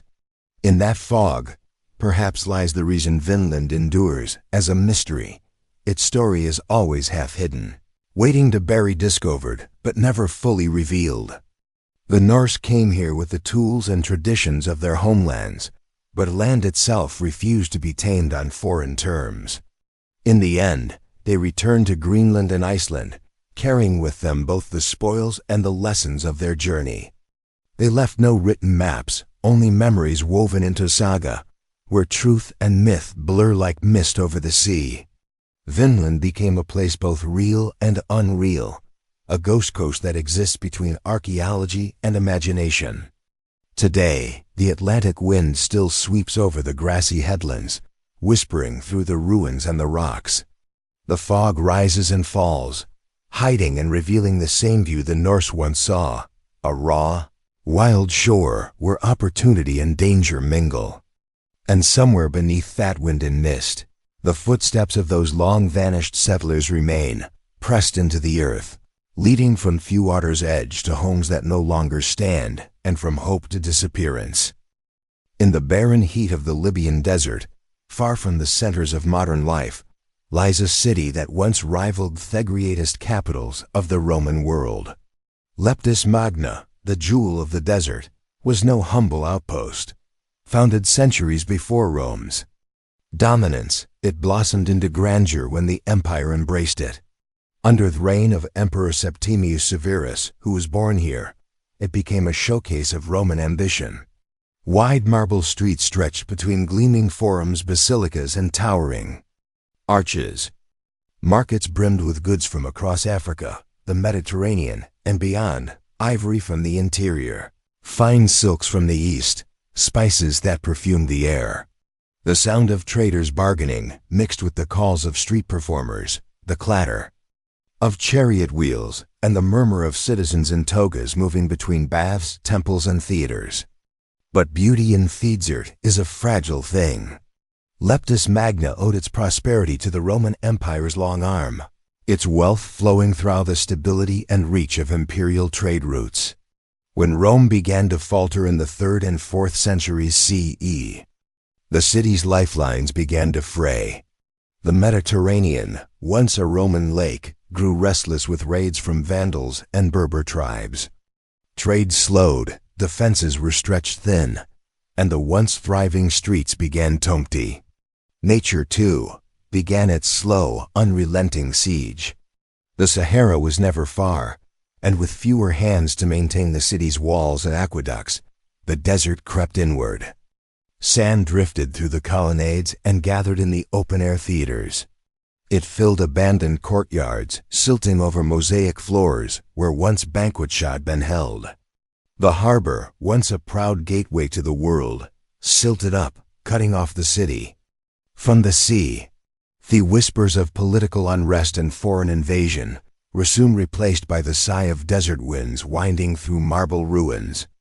By the 7th century, after the Arab conquest of North Africa, Leptis Magna was all but abandoned. Its monuments stood, but its people were gone. No great fire destroyed it. No plague emptied its streets in a single season. Instead, its decline was gradual, an erosion of human presence as the empire's shadow retreated. The last few residents faded away into the surrounding countryside, leaving the city to the desert's embrace. For centuries, Leptis Magna lay hidden beneath the sands. Travelers who passed through the region sometimes spoke of strange stone walls or columns half buried in the earth, but few believed such tales. The desert was a master at concealing its treasures, and Leptis Magna became less a memory than a rumor. When explorers and archaeologists finally began to uncover it in the 20th century, they found an astonishing sight: streets and structures preserved with a clarity unmatched in most Roman ruins. The sand, it seemed, had been both the city's destroyer and its guardian. Walking through Leptis Magna today is like stepping into a ghostly Rome where time has slowed. The Severan Basilica rises with its grand pillars still aligned, the amphitheater yawns open insolence, and the Arch of Septimius Severus stands proudly against a horizon of gold and blue. The stone seats off theater still face the stage, waiting for an audience that will never return. Mosaic floors, their colors vivid despite the centuries, tell stories of gods, heroes, and daily life. In the Forum, where once senators debated and merchants exchanged contracts, only the wind moves now, stirring the dust in slow spirals. There is a strangeness here, the juxtaposition of human mastery and nature's patience. The Romans had brought water to the desert, carved order into its chaos, and built a city meant to defy the elements. And yet, once they were gone, the desert proved it could wait. Slowly, silently, it claimed the streets, turning Leptis Magna into a monument to both human achievement and impermanence. Standing here, one can almost hear the distant echo of voices, a market crier selling olives from the coast, a child's laughter by the fountain, the cheers of the crowd in the amphitheater, as a gladiator salutes. But these sounds vanish as quickly as they come, swallowed by the vast, empty air. Above, the sun hangs heavy, bleaching the marble and casting sharp shadows against the sand. Thessaly feels both vividly alive in memory and profoundly dead in reality. What truly happened to its finale inhabitants remains uncertain. Some historians point to the combined blows of economic decline, shifting trader routes, and environmental changes. Others suggest that as the empire's attention shifted elsewhere, Leptis Magna's location became too isolated to sustain life. Whatever the cause, the result is the same: a city frozen in its moment of glory, abandoned without fanfare, left to weather 1,000 years in solitude. Today, the ruins area among the best preserved Roman remains in the world, yet they stand far from the busy tourist routes of Europe's famous sites. Few visitors come, and those who do often describe an eerie feeling, as if the city has been waiting for them, holding its breath for centuries.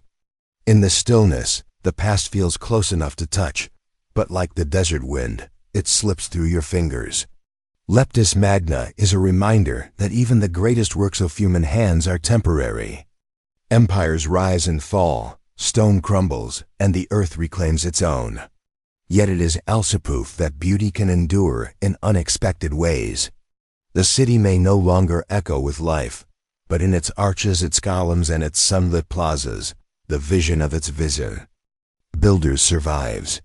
The desert may guard its secret well, but for those who walk among its silent streets, Leptis Magna speaks in the language of stone, shadow, and the unbroken horizon. In the arid heart of what is now northern Iraq, where the desert meets the scrubland and the horizon blurs under a shimmering sun, once stood Hatra, a city of stone and defiance. It was no ordinary settlement. Built in the 2nd century BCE, Hatra was a fortress, a jewel of the Parthian Empire, and a vital stop along the Silk Road. Encircled by high, thick walls and crowned with watchtowers, the city radiated a sense of power. Merchants from far-off lands passed through its gates with caravans laden with silk, spices, and precious stones, their languages mingling in the bustling markets. Above it all loomed its temples, grand sanctuaries of carved stone where gods from many cultures were worshipped side by side, their statues bathed in the desert light. Hatra was more than just a center of commerce. It was a fortress that mocked the ambitions of empires. Twice, the mighty legends of Rome came to claim it. In the early 2nd century CE, Emperor Trajan's forces laid siege, expecting a swift victory. Instead, the city's defenders repelled them, their arrows and stones raining down from the walls, their resilience unshaken. Years later, Emperor Septimius Severus tried again. Once more, the city held. To its enemies, Hatra was a thorn in the desert, stubborn, unyielding, and seemingly protected by something beyond mortal strength. That sense of divine protection was not just a legend. Within Hatra's high walls stood temples dedicated to deities from Mesopotamian, Greek, and Arabian traditions, reflecting the city's role as a cultural crossroads. Worshippers prayed to Shamash, the sun god, to Nergal, the god of war and the underworld, to the Greek goddess Athena. Priests tended altars where incense smoke curled toward the desert sky, and gold offerings glinted in the torchlight. The people believed their gods guarded them, their blessings woven into thievery stones of the city's fortifications. And yet, sometime in the 3rd century CE, Hatra was abandoned. No great fire blackened its walls. No mass graves tell of plague or famine. There is no layer of destruction for archaeologists to sift through, no clear evidence of battle.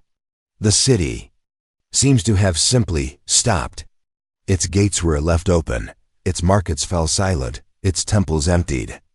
In the space of a breath in history, life withdrew, and the desert began its slow work of erasure. What happened? Historians have proposed many theories. Perhaps the shifting tides of power in the region, the rise of the Sassanid Persians, and the decline of the Parthians left Hatra politically exposed. Without imperial backing, it may have lost the resources to defend itself or to maintain trade routes that kept it alive. Some suggest that a prolonged drought starved the city's wells and drove its people elsewhere. Others whisper of a sudden betrayal, that its rulers surrendered without a fight to an enemy who dismantled it piece by piece. But then there is the legend, told for generations in the villages nearby. It says gods who had shielded Hatra withdrew their favor overnight. Perhaps the city had angered them. Perhaps their protection was always meant to be temporary. Whatever the cause, the story claims that one night the Divina Guardians simply left, and with them went the will of the people to remain. By dawn, the magic was gone, and Hatra was doomed. Today, the ruins of Hatra still stand in eerie completeness. Its massive walls, 6 kilometers soared, are intact in many places, the towers casting long shadows in the desert sun. The remains of its great temples, with their tall columns and intricate stone carvings, rise from the sand like the ribs of some ancient sleeping giant. Walking through its silent streets, you can trace the outlines of houses, marketplaces, and ceremonial plazas. But the life that once filled them is long gone. Only the wind moves here now, carrying the sound of nothingness across the plains. There is an unsettling quality to Hatra's ruins. In other ancient cities, signs of their end are clear: the rubble of a siege, the blackened scars of fire, the chaotic scatter of belongings left behind. But here, everything feels deliberate, as though the city's inhabitants packed up and walked away with measured steps. There is no sense of panic in its remains, only absence. In recent years, Hatra has suffered again, not from time, but from human hands. During the conflicts of the early 21st century, some of its priceless statues and carvings were damaged or destroyed. The images of hammer blows against ancient stone shocked the world, a brutal reminder that history is never entirely safe from the present. And yet, despite these losses, much of Hatra endures. The desert that once swallowed it now serves as a shield, isolating it from the sprawl of modern development. To stand before Hatra's main temple in the late afternoon is to feel history press close. The golden light of the setting sun catches the weathered carvings, bringing out details cut by hands 12,000 years ago. The surrounding silence is almost oppressive, as if the city is holding its breath, unwilling to reveal its secret. Visitors often describe a strange sensation here, not just awe, but the prickling feeling often watched, as though the gods of Hatra still linger, unseen, in the spaces between the stones. Perhaps that Kshatra's true legacy. It is not simply an archaeological site or a historical puzzle. It is a reminder of how even the strongest fortresses and most resilient cities can vanish without leaving a clear answer. It tells us that absence can be more haunting than destruction, and that sometimes the most enduring mysteries are not the ones carved in stone, but the ones left in silence. Hatra, the city that defied the legions of Rome and stood unbroken for centuries, now lives on only in ruins and whispers. Whether abandoned by its people or its gods, it remains a place where history feels alive, not in the clamor of daily life, but in the quiet that follows when that life is gone. In the heart of southern Jordan, hidden among mountains of red and gold sandstone, lies Petra, the rose-red city of legend. Its beauty is almost otherworldly, facades carved directly into towering cliffs, their intricate teasings glowing in the desert sun. Approaching it is like stepping into another age. The path winds through Thesik, a narrow gorge whose walls rise high above, shutting out the sky. The sandstone glows with warm hues, deep crimson, soft peach, and the muted gold of centuries. Then, suddenly, the passage opens, and there it is, Al-Khazanah, the treasury, a masterpiece of ancient craftsmanship, its columns and pediments cut with impossible precision from living rock. Even now it stuns the heart. Petra was not always a silent city. Over 2,000 years ago, it was the thriving capital of the Nabatean kingdom, a crossroads of culture and commerce. Caravans from Arabia, Egypt, Syria, and beyond converged. Here, their camels laden with frankincense, spices, silk, and gold. In its markets, merchants haggled in many tongues. The scent of cinnamon and cardamom drifted in the air, mingling with the dust of the desert. Water, so precious in this harsh land, flowed through an ingenious system of aqueducts and cisterns, feeding gardens and fountains in a city where wealth was measured not just in gold, but in life-giving water. The Nabateans were masters of stone and secrecy. They carved their city into the cliffs, hiding it from prying eyes and protecting it with both natural barriers and man-made defenses. Temples, tombs, and palaces rose from the rock itself, their facades blending art from Hellenistic Greece, Rome, and the East into a unique style all their own. By the 1st century CE, Petra had become so famous and prosperous that Rome itself sought to claim it. The Nabatean kingdom was annexed in 106 CE, and Petra became part of the Roman Empire. Even under Roman rule, Petra thrived for a while. Its monumental streets filled with colonnades, its amphitheater echoed with performances, and its temples remained alive with ritual. But over the centuries, the lifeblood of Petra, its control over caravan trade, began to ebb away. New sea routes bypassed the desert roads. Cities along the coast became the hubs of commerce, and the caravans that hadn't filled Petra's gates came less and less often. Then came the earthquakes. The most devastating struck in the mid-4th century and again in the 6th century CE. Stone facades crumbled, aqueducts shattered, and vital water systems failed. The city, already weakened by economic decline, struggled to recover. By the 7th century, Petra had fallen into shadow. Its people drifted away, seeking safer ground and more secure livelihoods. What had been a vibrant crossroads became a ghost city, its grandeur left to the silence of the desert. The reasons for Petra's abandonment remain partly speculative. Historians point to the combined weight of trade shifts, natural disasters, and political changes. Some whisper that the desert itself claimed Petra, sand and time swallowing it as if jealous of the human achievement carved into its cliffs. In the centuries that followed, only local Bedouin knew its secret paths and hidden treasures, guarding them fiercely from outsiders. When Western explorers registered Petra in the early 19th century, it was as though a myth had stepped into Daylight. The Swiss traveler Johann Ludwig Burckhardt, disguised as an Arab pilgrim, followed Bedouin guides into the sick and emerged into the heart of the forgotten city.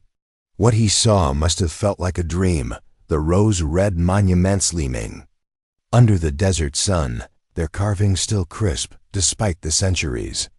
Word of Petra spread, and it entered the imagination of the world as a lost city reborn. Today, Petra is one of the world's great archaeological treasures, a UNESCO World Heritage Site visited by hundreds of thousands each year. But for all its fame, the city retains a sense of mystery. Walking through the sick at twilight, as the last light turns the sandstone walls to deep fire, the air grows still. Footsteps echo against the rock, and the narrow passage seems to hold its breath. You can almost hear the faint jingle of camel harnesses, the low murmur of traders long gone, and the rustle of fabrics in market stalls that will never open again. Petra's silence is not an emptiness, it is a presence. Thefacades, especially the treasury and the monastery, seem to watch over the visitor. They are beautiful but also austere, their grandeur untouched by the passing centuries. In the moonlight, the rock takes on a ghostly silver, and the city feels alive in a different way, not with the bustle of trade, but with the weight of memory. Even now, much of Petra remains unexplored. Beneath the sand and rubble lie more buildings, tombs, and perhaps even secrets of the Nabateans' rise and fall. Archaeologists continue to work, piecing together its story from fragments, a pottery shard here, a weathered inscription there. Yet some questions may never be answered. Why exactly did the last families leave? What was the final moment like, when the sound of human life faded from the streets? Did they look back at the carved cliffs and know they were leaving something that would outlast them? The desert is patient. It does not hurry to answer. In Petra, it has wrapped its arms around the city for more than 1,000 years, preserving it in a kind of timeless sleep. Visitors who stand before the treasury often feel a strange mix of awe and sadness, awe at the skill and vision it took to create such beauty, sadness at knowledge that the voices that once filled it are gone forever. Petra is a city without voices, but not without a soul. The wind that moves through the sick carries whispers, not of words, but of presence. The lingering spirit of a place that was once a jewel of the desert and still glows like one in the fading light. High in the Peruvian Andes, where the air is thin and clouds drift at eye level, Machu Picchu rests like a whisper from another age. At first glance, it appears eternal, as though the mountains themselves sculpted it. The steep terraces tumble down toward the Urubamba River, far below. Green with grass now, but once alive with crops. Stone walls rise in perfect silence, their joints so tight that even a blade of grass cannot slip between them. The mountain's cradle. The city, wrapping it in a kind of secret only the wind dares to tell. To reach it, you must follow paths that seem to dissolve into mist, crossing ridges where the earth falls away into endless space. It is a place where the ordinary laws of time feel uncertain, where past and present blur into one continuous breath. Machu Picchu was built in the mid-15th century, during the height of the Inca Empire, under the rule of Pachacuti Inca Yupanqui. Historians believe it may have served as a royal estate, a retreat for rest, ceremony, and perhaps quiet governance. Others think it might have been a sacred site, its layout echoing constellations, its stone structures aligned with the solstices and equinoxes. The Incas were master builders, and here, their craftsmanship to a level that feels almost otherworldly. Each stone, carved without iron tools, was shaped to lock perfectly into place. No mortar was needed, and yet, for centuries, the walls have withstood earthquakes that toppled lesser cities. Yet for all its grandeur, Machu Picchu's life as a thriving community was short. By the mid-16th century, long before Spanish conquistadors could find it, the city was deserted. There are no records of battle, no evidence of fire or plague. Archaeologists have found no signs of a rushed departure, no scattered valuables, no barricaded doors. It is as if its residents simply walked away, carrying with them only what they could hold, and never returned. Theories abound. Some suggest a smallpox epidemic, carried into the Andes ahead of the Spanish invasion, could have swept through its population. Others point to political shifts within the empire. Perhaps the estate lost its royal patron and fell out of use. Earthquakes may have damaged water systems or structures, making life here difficult. Still others speak of spiritual reasons, that the site, having fulfilled its purpose, was left to the gods and mountains. None of these ideas fully satisfy the mystery, and so Machu Picchu remains a riddle, one whose answer lies somewhere between history and legend. In the centuries after its abandonment, the jungle began its patient work. Vines crept over the terraces, moss softened the sharp edges of stone, and orchids bloomed from cracks in the walls. Llamas wandered through empty plazas, grazing among stones. Once warmed by human hands, only local Quechua farmers and herders knew of its existence, passing by on trails that skirted its hidden edges. To the outside world, Machu Picchu simply didn't exist. That changed in 1911, when American explorer Hiram Bingham, guided by locals, stepped into the ruins. What he saw was not just a lost city, but a place asleep beneath a blanket of green. The terraces were choked with vegetation, roofs had long since rotted away, but the stonework stood firm, a testament to the skill and vision of its builders. In photographs from the time, the city looks both wild and precise, like nature and human intention had grown together. Standing in Machu Picchu today, it is easy to imagine the moments before its sullence began. Perhaps you picture the sound of drums and flutes echoing across the plazas, the smell of roasting maize, the shuffle of sandals on stone steps. Farmers tending potatoes and quinoa on the terraces might glance up to see processions of priests moving toward the Temple of the Sun, carrying offerings for Inti, the sun god. Llamas laden with goods might pass through narrow streets, bound for storehouses at the edge of the site. The air would have been filled with life, the murmur of voices, the calls of children, the bark of a dog chasing a bird from the crops. And then one day, it ended. No final ceremony was recorded, no farewell. Carved into stone, Thelist footsteps faded into the mountains, and Machu Picchu was left to its own fate. In the absence of human care, the site did not crumble. Instead, it merged with its surroundings. Trees rooted themselves beside temples, their roots pressing against stones that still refused to shift. Hummingbirds darted between flowers blooming, where market stalls might once have stood. Part of Machu Picchu's enduring mystery comes from its location. The city is perched nearly 2,500 meters above sea level, encircled by jagged peaks and sheer cliffs. Reaching it in the Inca era would have required climbing narrow trails and crossing rope bridges swaying over deep gorges. From such a vantage point, it was almost invisible to outsiders, and even today, when trains and buses bring thousands of visitors, it still feels hidden. The surrounding peaks rise like guardians, and the Urubamba River coils below like a silver serpent, cutting the sight off from the wider world. In Inca belief, the mountains Arapis were living spirits, protectors and watchers. Machu Picchu's location suggests it was built in reverence to these spirits, its structures carefully oriented to honor them. The Temple of the Sun curves to match the surrounding rock, its windows catching the first light of dawn at the solstice. The Intihuatana stone, often called the hitching post of the sun, stands like a bridge between heaven and earth. These alignments hint that Machu Picchu was more than just a royal estate. It was a place where the natural and spiritual worlds met.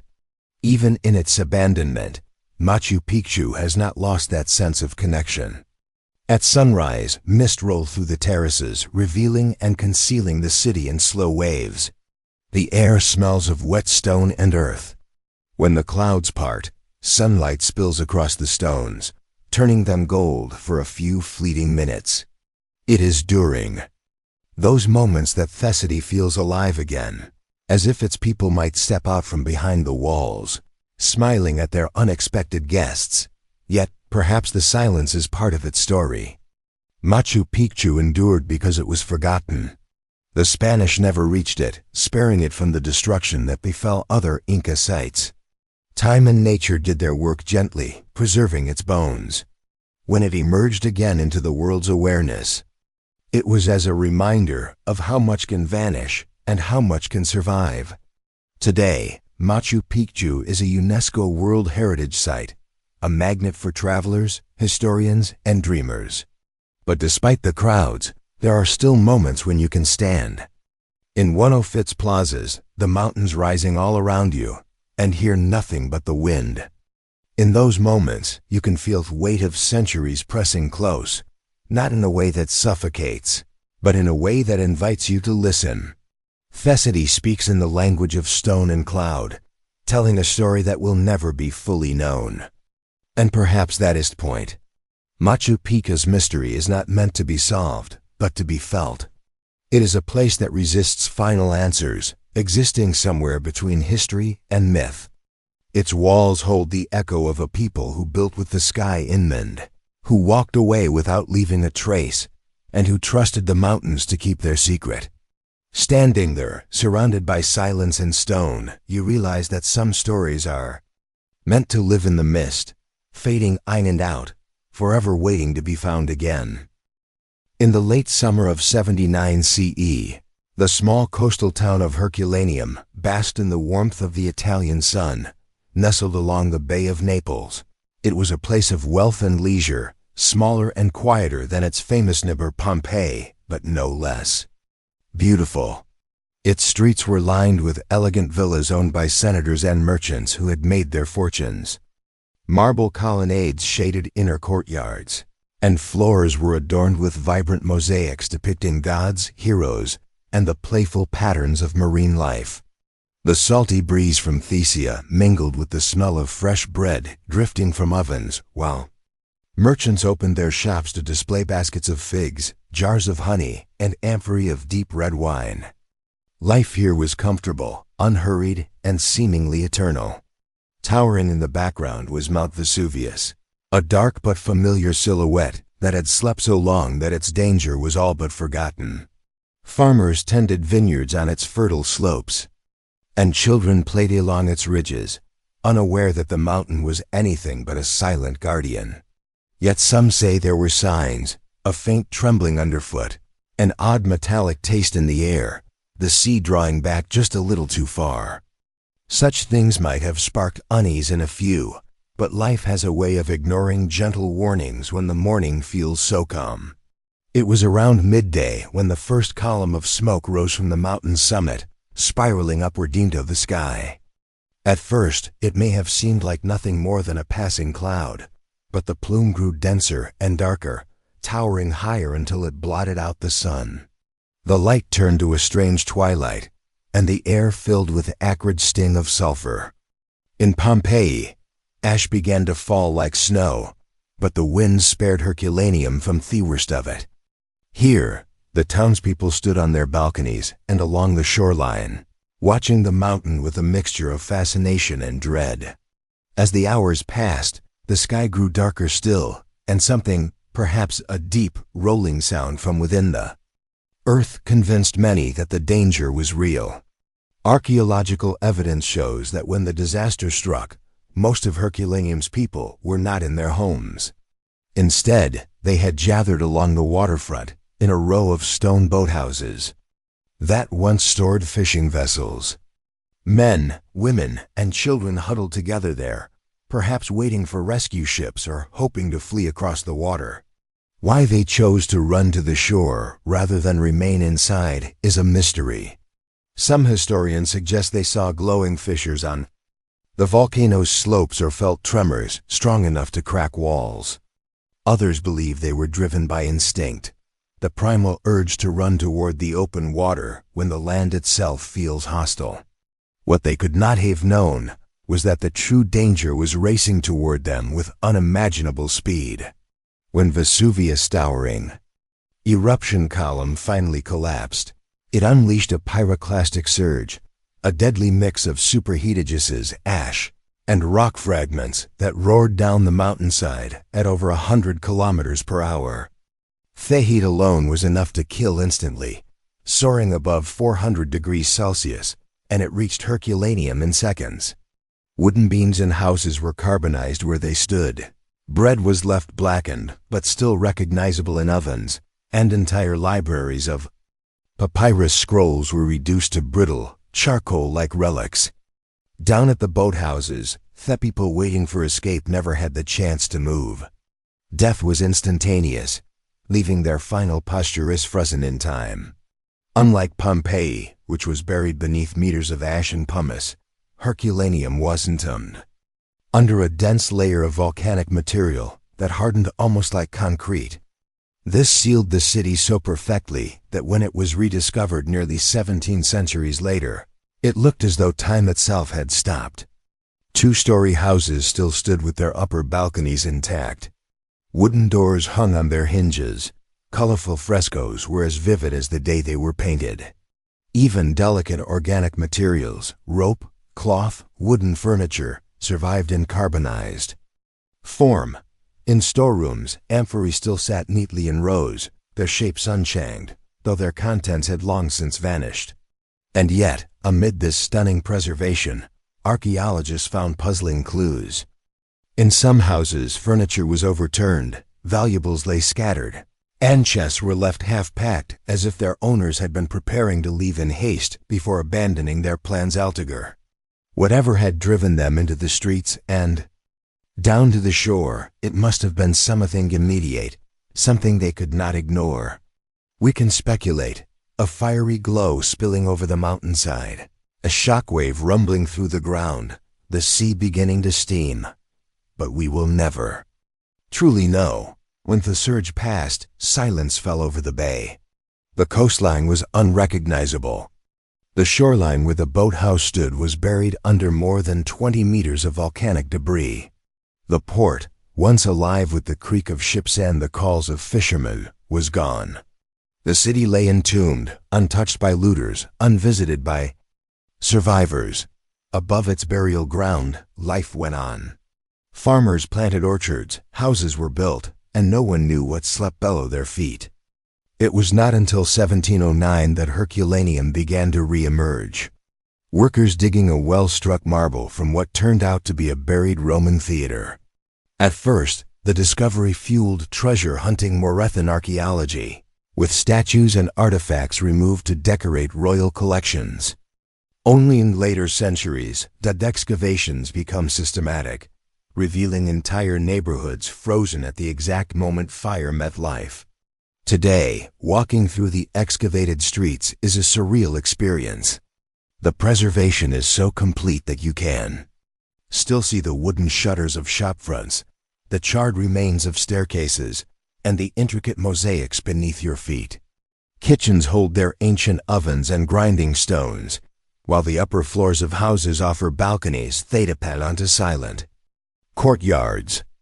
Down at the exposed remains of the waterfront, the boathouses still tell the most haunting part of the story. There, skeletal remains lie in clusters, the final gathering place for those who hoped to flee but never could. Their bones have been studied carefully, revealing the diets, health, and even the jewelry of the people who lived here. In these details, the ancient city breathes again, even if only in whispers. And yet, for all that has been learned, the greatest mystery remains. In those final moments, what exactly did they see that told them it was already too late? The answer is lost forever, sealed in the silence of the city that fire claimed and stone preserved.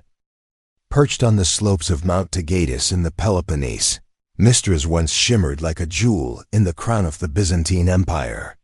It was not just a city, but a statement of power, a fortress of stone and faith that watched over the fertile plains. of Laconia. Founded in 1249 by William II of Villardouin, the Frankish Prince of Achaia, It began as a military stronghold, a castle meant to secure dominance over the land.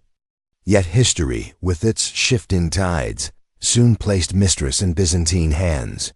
From there, it blossomed into something far greater than a fortress. High above the plain, the walled city grew tier upon tier along the mountain, crowned by its castle. Wrapped in terraced streets, lined with mansions, and studded with churches whose domes rose like blessings to the sky. By the 14th century, Mistras had become the capital of the Despotate of the Morea, a seat of power for Byzantine rulers who governed the southern Peloponnese. It was a place of refinement and intellect where scholars and artists gathered under imperial patronage. Here, the last flickers of Byzantine culture burned brightly even as the empire itself was crumbling. In frescoed chapels, saints gazed from the walls with serenades, their robes painted in blues, golds, and reds so vivid they seemed to glow from within. In the courtyard's offices, debates rang out on theology, philosophy, and the ancient Greek. Texts being rediscovered and translated, traders arrived from distant shores, bringing silks, spices, and books, and in return they carried away olive oil, wine, and the whispered prestige of a city that felt like a final outpost of the old world. Mistras was not untouched by war. The Frankish castle that began its story gave way to Byzantine rule, and in time, the city faced the rising power of the Ottomans. In 1460, just 7 years after Constantinople fell, Mistras surrendered to the Ottoman Turks, but unlike cities destroyed by fire and sword, Mistras was allowed to live on, though its status dimmed. The Ottomans appreciated its strategic location, yet they also let its grandeur fade. Still, life continued. Markets bustled, churches rang with bells, and the terraces bloomed with gardens and orchards. For centuries, Mistras endured in this way, not quite what it had been, but never entirely forgotten. What makes Mistras unique is that it did not fall in a single catastrophic event. There was no great fire that razed it, no plague it emptied it overnight. Instead, its decline came slowly, almost gently, like the final notes of a song fading into silence. As the 18th and 19th centuries dawned, political and military tides shifted again. Rebellions against Ottoman rule swept through the Peloponnese, and Mistras found itself at the heart of the Greek War of Independence. The conflict brought not renewal but devastation. In 1825, the forces of Ibrahim Pasha sent Takrish the Greek uprising, set the city ablaze. Homes that had stood for centuries were gutted by fire, their frescoes blackened, their roofs collapsing into charred beams. Survivors fled to nearby villages or to the new city of Sparta, which was being rebuilt in the plain below. By the mid-19th century, Mistras was nearly empty. Thuand replaced the voices in its narrow lanes. Churches that once rang with chants stood open to the sky, their mosaics fading but still holding onto a trace of their former radiance. The palaces and mansions, once adorned with carved stone and delicate arches, became hollow shells. Nature crept back in, vines tangled over doorways, grass sprouted in courtyards, and the mountain seemed to reclaim its stone offspring. Travelers of the Romantic era, wandering through the Peloponnese, came upon Mistras and were struck by its strange beauty, acidy half-ruined, but still filled with the spirit of its past. Today, walking through Mistras is like stepping into a dream of Byzantium. The city unfolds along the hillside in layers, lower town, middle terraces, upper fortress, each with its own echoes. In the lower town, the metropolis, or cathedral, of St. Demetrios still stands proudly. It was here, in 1449, that Constantine XI Palaiologos was crowned as the last Emperor of Byzantium. He rode to his fate at the fall of Constantinople. The cathedral's walls bear frescoes from the 14th century, their colors softened but not erased by time. Christ Pantocrator still gazes down from domes, and saints, though their outlines blur in the fading light, still bless the silent air. Climbing higher, you reach the Church of Hagia Sophia and the grand palace complex of the despots of the Morea. The palace's arched halls and courtyards whisper of feasts, political councils, and moments when the fate of the Peloponnese was decided. Under flickering lamplight. From the uppermost fortress, the view stretches for miles, olive groves rolling to the horizon, the modern city of Sparta lying quiet in the plain, and beyond, the Tacitus Mountains rising like a stone wall against the sky. The wind is constant here, carrying the rustle of leaves, the cry of birds and nothingals. Yet what makes Mystras haunting is not just its physical ruins, but the way it feels suspended in time. It is a ghost city not because it is lifeless, for visitors still wander its paths, but because its life belongs so completely to another era. Standing in a frescoed church with sunlight streaming through a broken window, you can almost hear the liturgy in Greek, smell the incense curling in the air, and see the congregation bowing their heads. In the palace, you can imagine the clink of goblets, the rustle of silk robes, and the measured words of rulers who dreamed of reclaiming an empire that was already slipping away.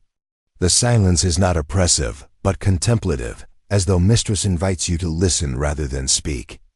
Here, history does not shout. It lingers in the details, the curve of an arch, the pattern of a mosaic floor, the grooves worn into stone steps by centurious feet. Each building holds a fragment of a story, but no single building tells it all. To understand Mystras is to walk its entire hillside, from the base where merchants once traded to the castle where banners once snapped in the wind, and to realize that every stone is a page in a book that has no ending. In the end, Mystras is more than a ruin. It is a testament to endurance. Empires have risen and fallen, armies have marched through, and yet the city still stands. Its churches still glowing faintly in the sunlight, its streets still echoing with the wind. It reminds us that history is not always lost in an instant. Sometimes it fades, slowly and beautifully, until all that remains is a ghost that refuses to vanish. And perhaps that is why Mystras remains unforgettable, not as a place of death, but as a place where the past simply stepped aside and let the mountain keep its watch. In the stark, sun-baked heart of northwestern New Mexico lies Chaco Canyon, a place where the desert silence is broken only by the wind sliding over sandstone cliffs.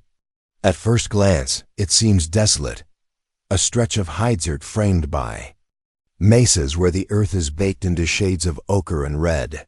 Yet here, more than 1,000 years ago, the ancestral Pueblones created one of the most extraordinary cultural centers in pre-Columbian North America. It was not a simple village or isolated outpost. Chaco was a hub, a ceremonial, political, and economic heart whose influence rippled across hundreds of miles. From around 850 to 1150 CE, massive stone structures known as great houses rose from the desert floor. These were not mere dwellings. They were feats of engineering, with walls of sandstone meticulously shaped and laid in patterns that caught the light. Some were 4 or 5 stories tall, containing hundreds of rooms, with vast plazas at their centers. The most famous, Pueblo Bonito, curved in a graceful D shape, its layout aligning with the movements of the sun and moon. These alignments were no accident. The Chacones were keen astronomers, their architecture a fusion of stone and sky. On solstices and equinoxes, light would fall precisely through certain doorways or onto specific carvings, marking the passage of time with celestial precision. But perhaps the most mysterious features of Chaco Canyon are the roads. Straight as an arrow and stretching for miles, they cut across the desert with a stubborn disregard for the rugged terrain. These roads were not simply paths beaten down by feet. They were deliberately constructed, sometimes 30 feet wide, cleared of vegetation, and etched into the earth. Some lead directly to lying settlements. Others head toward the horizon and then simply stop, ending in nothing. Modern researchers have puzzled over these roads to nowhere for decades. Were they trade routes? Ceremonial pathways? Spiritual journeys meant to connect this world to the next? No one knows for certain, but their presence suggests that Chaco was not just a place, but a node in a vast web of meaning and movement. Thecanyon also housed enormous kivas, circular, sunken ceremonial chambers. The largest, the Great Kiva at Chitroquetl, could hold hundreds of people. Here, under a roof supported by massive timbers carried from distant mountains, the Chacones gathered for rituals whose details are now lost to time. Fires would have flickered in the center, casting shadows against plastered walls as voices rose. In song and prayer. Above ground, markets might have bustled with traders bringing turquoise, macaw feathers, shells from the Pacific, and copper bells from far to the south, proof of a network that reached deep into Mesoamerica. Yet by the middle of the 12th century, the great houses were abandoned. The roads still stretched across the desert, but their purpose faded into silence. Archaeologists have offered many explanations. A prolonged drought, which tree ring records confirm, began around 1130. The exhaustion of local resources after centuries of construction and agriculture, political fragmentation, or a deliberate migration to new lands. It may have been a combination of all these factors. The Chacones did not vanish into nothingness. Their descendants live on in modern Pueblo Pieplesic as the Hopi, Zuni, Acoma, and the Rio Grande Pueblos. But they left the canyon behind, and its buildings, once alive with ritual and community, became hollow shells under the desert sun. Today, walking in Chaco Canyon feels like tracing the ghost of a civilization. The walls of Pueblo Bonito still stand, their sandstone blocks fitted with astonishing precision. Doorways align in perfect succession, creating a tunnel of light and shadow. In the Great Kiva, the bench-lined walls and floor vaults remain, hinting at the ceremonies that once filled the space. The roads are still visible from the air, slicing across the desert toward unseen destinations. Even without the people who built them, the sense of purpose lingers. The canyon is also a place of sound, or rather, of its absence. In the heat of midday, the only noise might be the cry of a raven or the sigh of wind through juniper. The silence is not empty. It feels weighted, as though the land remembers every footstep, every chant, every drumbeat that once echoed here. At night, under an unbroken vault of stars, the outlines of the great house glow faintly in the moonlight, and it is easy to imagine the Chacones looking up at these same constellations, timing their rituals to the slow turning of the heavens. Chaco's mystery lies not just in why it was abandoned, but in the scale of what was left behind. For a culture without metal tools, draft animals, or wheeled vehicles, the sheer effort required to quarry, shape, and transport millions of sandstone blocks to haul timbers from forests 50 miles away speaks of a society with extraordinary organization and vision. The roads amplify this sense of ambition.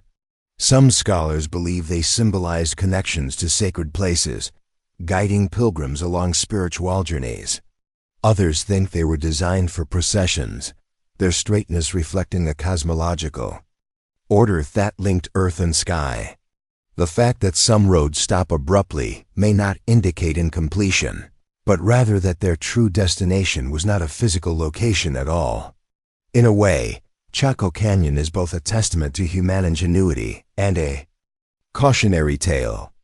It shows what can be achieved when people work in harmony with one another and with their environment, but it also hints at the fragility of such achievements. Drought, resource strain, or social upheaval can unravel even the most sophisticated societies. Yet Chaco's legacy is not one of failure.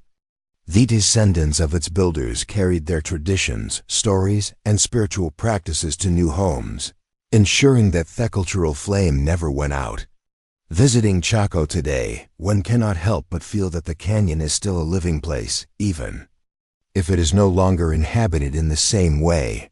The National Park Service protects its ruins, and Pueblo people still visit for ceremonies and to honor their ancestors. The roads, though weathered, still lead the eye toward the horizon, as if inviting the traveler to imagine what lies beyond. Perhaps that is the truest meaning of the roads to nowhere. They are not unfinished, but open-ended, reminders that journeys do not always have a final destination, and that meaning can be found in the act of traveling itself, in the cool of early morning when the sun first lights the canyon walls.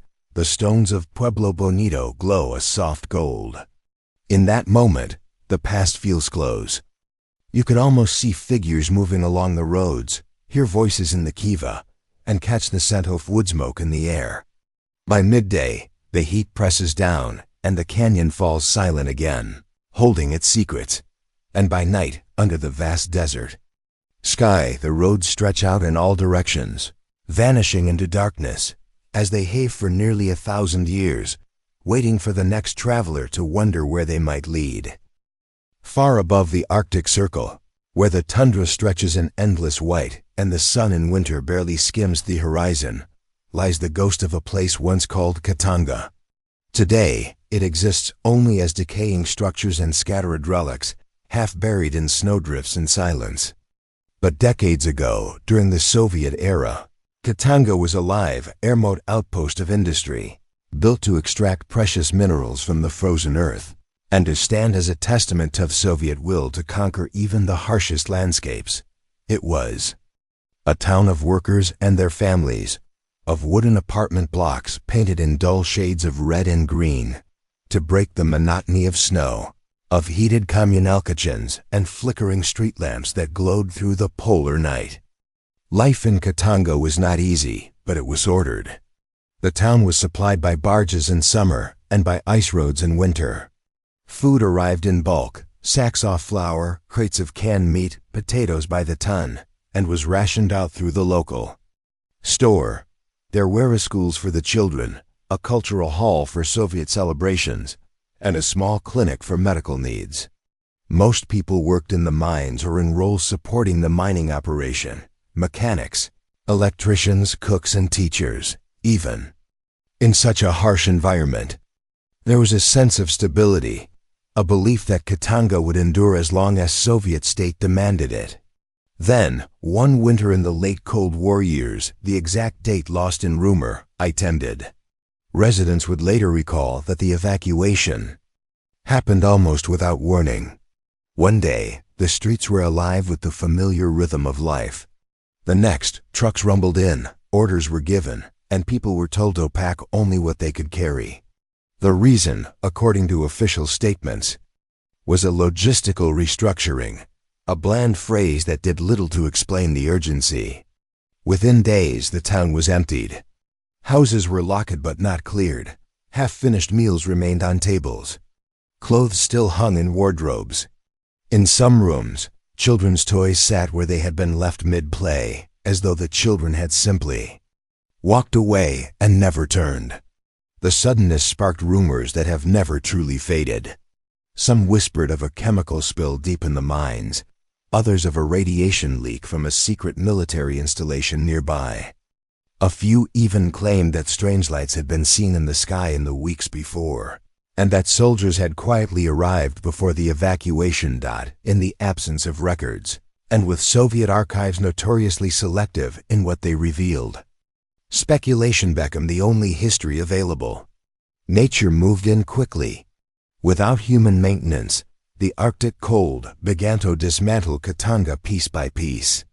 Pipes froze and burst, spilling water that became sculpted ice around door frames and stairwells. Windows shattered under the weight of snowdrifts pressing against them. Roofs collapsed under years of accumulated frost. By the time curious outsiders reached the site years later, they found a place preserved in eerie detail. Boots were still lined up by doorways. Soviet propaganda posters curled and faded on walls. In one apartment, a chessboard sat on a kitchen table, mid-game. The next move frozen forever. The location itself only added to the mystery. Katanga was far from any major settlement. accessible only by air or long seasonal convoys across treacherous ice roads. That isolation meant there was no casual traffic in or out. Whatever happened there remained locked within the town until it was abandoned. Maps from the Periodisma times marked Katanga, sometimes did not, suggesting it might have been a closed town, a settlement restricted for military, strategic, or scientific reasons, and therefore kept away from prying eyes. Even today, the Russian North hides many such places, remnants of a time when the Soviet Union planted flags in the most inhospitable corners of its vast territory. Some were mining towns. Others were radar stations, missile outposts, or research bases. Most faded quietly after the USSR's collapse in 1991. Their populations drift into cities in search of work. But Katanga's story is different because it ended not with economic decline, but with abrupt erasure. Modern explorers who make the dangerous journey to the site often describe it as stepping into a time capsule. Inside one building, they might find shelves stacked with yellow and Soviet magazines. In another, few walls may still be decorated with children's drawings of cosmonauts and red flags. The air inside these buildings smells of dust and cold, the peculiar scent of things left untouched for decades. Some items are remarkably well preserved, thanks to the freezing climate. Leather boots remain supple, books still legible, fabrics still holding their color beneath layers of frost. Outside, snow swirls through empty streets, covering and uncovering objects as the wind shifts. A rusted bicycle, an overturned sled, a pile of firewood that will never be burned. The emotional weight of the place is difficult to describe. It is not merely abandoned, it feels interrupted. Every object suggests that life here ended in mid-sentence, with no proper conclusion. Visitors often report a strange quiet, even for the Arctic. The absence of birds, dogs, or any human sound makes the wind seem louder, the creak of settling buildings sharper. It is easy, in such silence, to imagine the sound of boots crunching on snow, voices calling across the street. The distant hum of machinery echoes from a past that no longer exists. Attempts to uncover the official truth have met with little success. Inquiries to regional authorities produce vague answers or references to classified materials. Former residents are reluctant to speak, perhaps because they truly do not know, or perhaps because they were told never to repeat what they saw. The lack of concrete evidence means Katanga has become a canvas for all manner of theories: a covert military evacuation, an industrial disaster, even, in the more imaginative corners of the internet, an encounter with something not entirely human. Whatever the truth, Katanga now belongs to the realm of legend.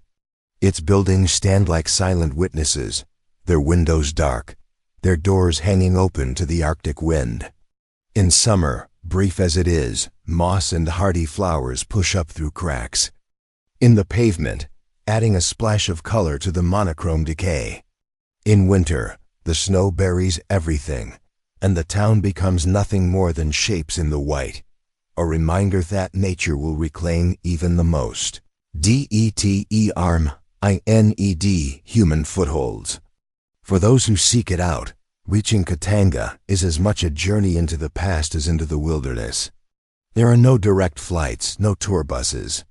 One must arrange passage with locals who know the ice roads or charter a helicopter when the weather allows. Standing in its center, surrounded by the hollow shells of buildings, it is impossible not to feel the presence of people who once called this frozen place home.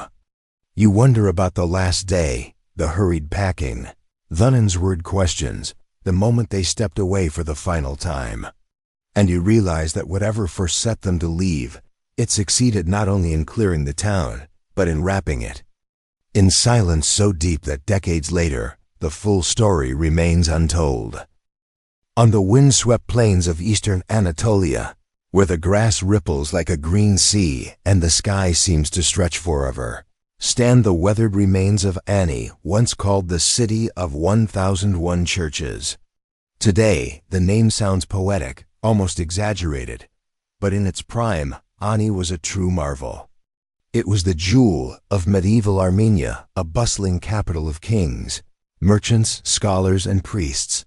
Perched on the edge of trade routes, fattied the Caucasus to the Middle East and beyond. From the 10th to the 11th century, Ani's streets rang with the sounds of traders bargaining, pilgrims chanting, and artisans hammering gold into intricate designs. The air was scented with incense from its many churches, their spires rising proudly against the horizon, each a statement of faith and ambition. Ani's location was strategic, a natural fortress surrounded by cliffs and the deep gorge off the Akurian River on one side, with high stone walls protecting the rest. These walls were not mere defenses. They were masterworks of medieval architecture, their towers and gates decorated with intricate carvings that proclaimed the wealth and skill of Ani's rulers. Within them, wide boulevards connected bustling markets to cathedral plazas, and neighborhoods of stone houses sprawled across the hillsides. The city's churches, each unique in design, reflected both Armenian tradition and influences from faraway lands, brought by merchants and pilgrims. This fusion made Ani a living museum of medieval Christian architecture. Under the Bagratid kings, Ani flourished not only as a political capital, but as a beacon of culture. Chroniclers wrote of libraries filled with manuscripts, schools that taught theology and science, and workshops where stone carvers and painters created works that would endure for centuries. Its location on a branch of the Silk Road brought silks from China, spices from India, and precious metals from Persia, exchanged for Armenian textiles, ceramics, and finely crafted weapons. Life in Ani was vibrant, a blend of devout faith and worldly commerce. Yet greatness often draws envy, and Ani was no exception. Its wealth and position made it a target for empires. Over the centuries, it endured sieges by Byzantines, Seljuks, Georgians, and Mongols. Some invaders sought to control it. Others sought to destroy it. Still, for a time, Ani's resilience was legendary. Even after conquests, its churches were repaired, its markets reopened, and its walls rebuilt. The city's spirit seemed unbreakable. But the 14th century brought a different kind of enemy, one that could not be defeated with swords. In 1319, a devastating earthquake struck Ani, leveling entire districts and toppling some of its most cherished buildings. Survivors rebuilt in part, but the blow was heavy. Then came waves of invasions and shifting trade routes that bypassed Thessaly, cutting off its lifeblood. The once bustling markets grew quiet. Fields outside the walls went untended. One by one, families left, seeking safety and opportunity elsewhere. By the time the final inhabitants departed, Ani was already becoming a ghost. Its vast walls stood, intact but enclosed only silence. The wind carried no sounds of prayer or commerce, only the lonely whistle through empty streets. Travelers who stumbled upon Ani in the centuries that followed described it with awe and sadness, a city of magnificent ruins, its beauty undimmed but lifeless. The 1,001 churches had become stone skeletons, their domes open to the sky, their altars dusted with drifting leaves and snow. Nature began its slow reclamation. Grass crept into cracks between the basalt stones. Wildflowers bloomed in what had once been courtyards. Birds nested in the arches of cathedrals. Yet, even in ruin, Ani retained a solemn grandeur. The Cathedral of Ani, designed by the great architect Tredat, still rises with austere elegance despite its missing roof. The Church of St. Gregory, the Illuminator, still bears its delicate carvings of saints and vines, though the faces of the saints have been worn soft by centuries of wind. Standing there today, amid the ruins, the silence is almost overwhelming. The vast open sky above Ani makes a city seem even smaller, as if its greatness were swallowed by the immensity of time and nature. Yet the stones still tell stories. A chipped column may reveal a mason's mark from 1,000 years ago, a half-buried inscription, might carry the name of a merchant who once donated to build a church. Each weathered wall is a fragment of memory, part of a tapestry that no single lifetime could fully weave. Modern historians and archaeologists have worked to uncover Ani's past, piecing together its history from chronicles, artifacts, and the stones themselves. Excavations have revealed the foundations of homes, the layout of streets, and evidence of water systems that kept the city thriving in its prime. They've confirmed that Ani was not just a religious center, but a hub of innovation and engineering, a city built to endure, and yet unable to outlast the combined forces of nature and human conflict. In recent years, Ani's ruins have drawn not just scholars but travelers seeking to walk its empty streets and feel the weight of its history. Some come for the romance of lost cities, others for the spiritual resonance of so many churches standing silent. UNESCO has recognized Ani as a World Heritage Site, preserving what remains and acknowledging its place as one of the great cities of the medieval world. And yet, for all the preservation efforts, Ani's most haunting quality remains its emptiness. The wind still sweeps unchallenged through its gates. The plains around it remain vast and unbroken. Standing in the middle of what was once a thriving capital, you can close your eyes and almost hear the bells, the markets, the chanting of monks. Open them again, and you see only sky, grass, and stone, a city where time stopped centuries ago. Ani's a reminder of the fragility of even the grandest achievements. It stood as a center of trade, faith, and culture for centuries, but in the end, it was undone by forces beyond its walls. Its story mirrors that of many great cities, built with vision and labor, flourishing in their moment, and eventually claimed by history. Yet unlike many lost places, Ani's bones remain visible. Its church is still reaching toward heaven, defiant in their ruin. To walk through Ani today is to walk between two worlds, the living memory of a medieval capital and the quiet reality of a forgotten plain.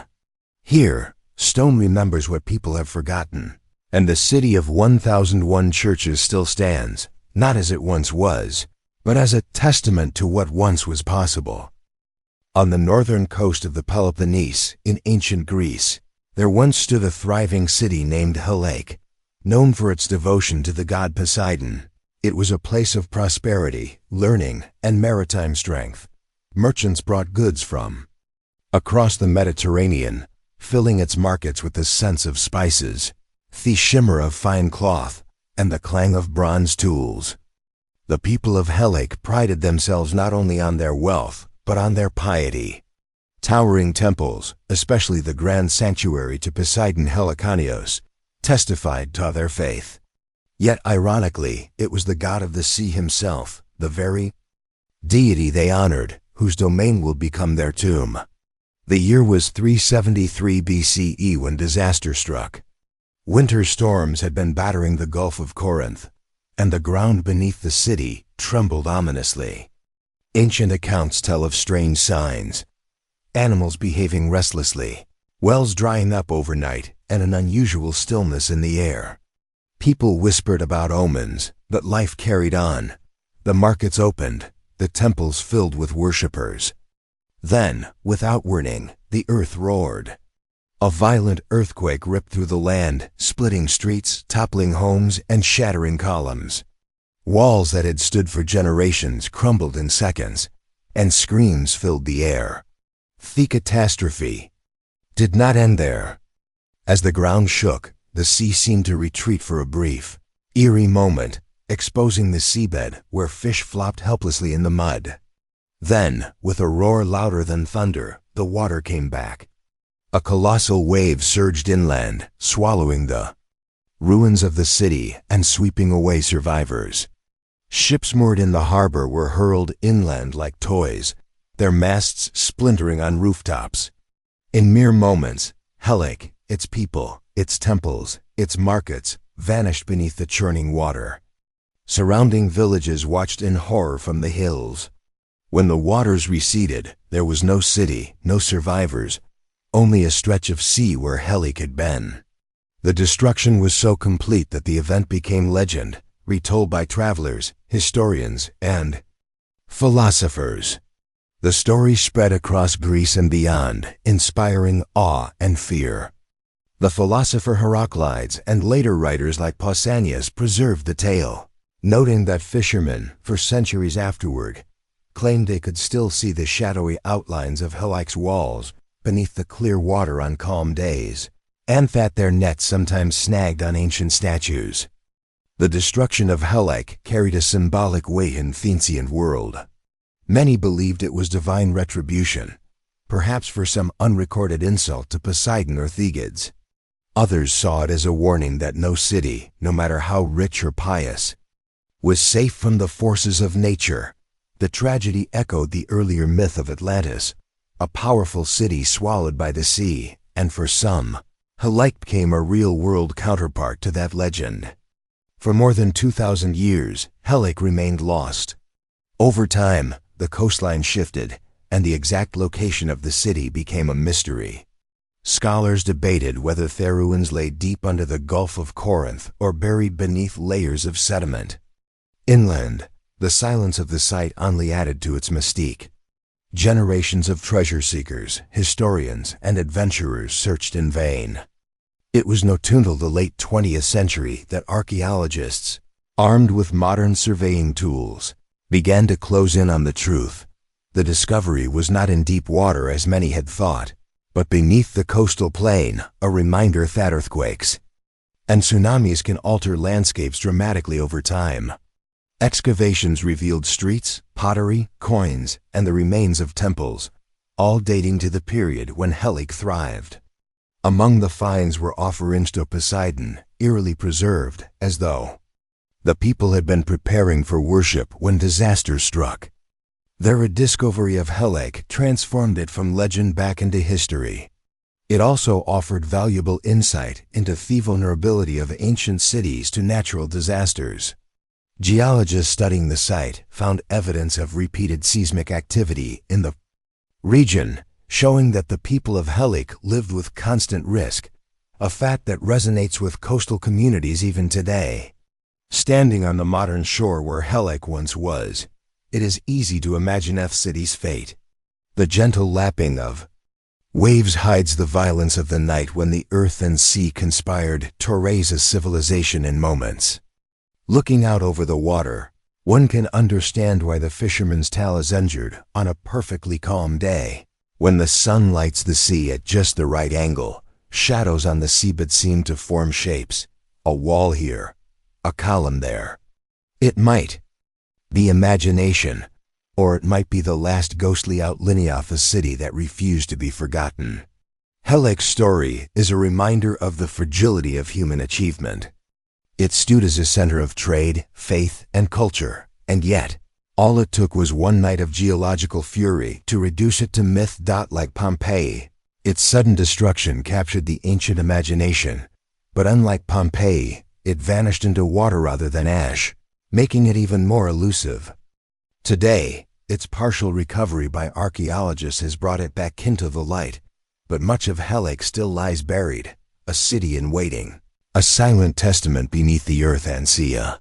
When the sun sets over the Gulf of Corinth, turning the water gold, it is tempting to believe that somewhere beneath those waves, Poseidon still keeps his claim on Helike. Perhaps the god was not punishing the city, but simply taking back what was his. Whatever the truth, the fate of Helike lingers as both a historical event and a legend, a story that has traveled through millennia, whispering to all who live by the sea that the boundary between land and water is never as secure as it seems. On the southeastern coast of Cyprus, along a stretch of golden sand where the Mediterranean meets the shore in a shimmer of turquoise, there once thrived a resort town unlike any other, Varosha. In the early 1970s, it was the jewel of Famagusta, a glittering destination that drew the wealthy, the famous, and the sun-seekers from across Europe and beyond. Its beachfront was lined with luxury hotels whose balconies overlooked the Aegean blue waters. Palm-lined promenades bustled with cafes, boutique shops, and nightlife that pulsed until dawn. Hollywood stars like Elizabeth Taylor and Brigitte Bardot were said to have strolled along these streets. In those years, Varosha was not just a holiday spot, it was a symbol of a rising, modern Cyprus, confident in its place in the world stage. But in the summer of 1974, the dream shattered. Tensions between Greek Cypriots and Turkish Cypriots, long simmering, erupted into open conflict after a coup d'etat backed by the Greek military junta. Turkey, citing the need to protect the Turkish Cypriot population, launched a military intervention. Fighting swept across the island, and Varosha, caught near the front lines, became a place of panic. Residents fled their homes with little more than what they could carry. Hotel guests abandoned their rooms mid-stay, leaving lug half unpacked. Shopkeepers left registers open, meals half-eaten on tables, dresses hanging in fitting rooms. The sound of hurried footsteps echoed in streets that, just days before, had been filled with laughter and music. By August 1974, Varosha was sealed off by the Turkish military. A barbed wire perimeter encircled the district, and entry was forbidden to anyone but the occupying forces and United Nations personnel. The world outside moved on, but inside those fences, time stood still. The once busy streets grew silent. Salt air began to peel the paint from hotel walls, and the summer sun bleached the bright awnings into pale ghosts of their former colors. Nature crept in, weeds pushing through cracks in the pavement, birds nesting in abandoned lobbies, sea turtles returning to nest undisturbed on the deserted beach. Over the decades, Varosha became a modern legend, a ghost town that few could see with their own eyes. Rumors swirled about what remained inside. Some said the mannequins in clothing store windows still wore 1970s fashions, their once trendy styles now eerie relics. Others claimed that dusty champagne bottles still stood behind bar counters, unopened since the night the music stopped. Photographs taken through gaps in the fencing showed rusting bicycles leaning against walls, curtains fluttering from broken windows, and cars from the 70s still parked where their owners had left them. It was as if an invisible hand had pressed pause on life in Varosha.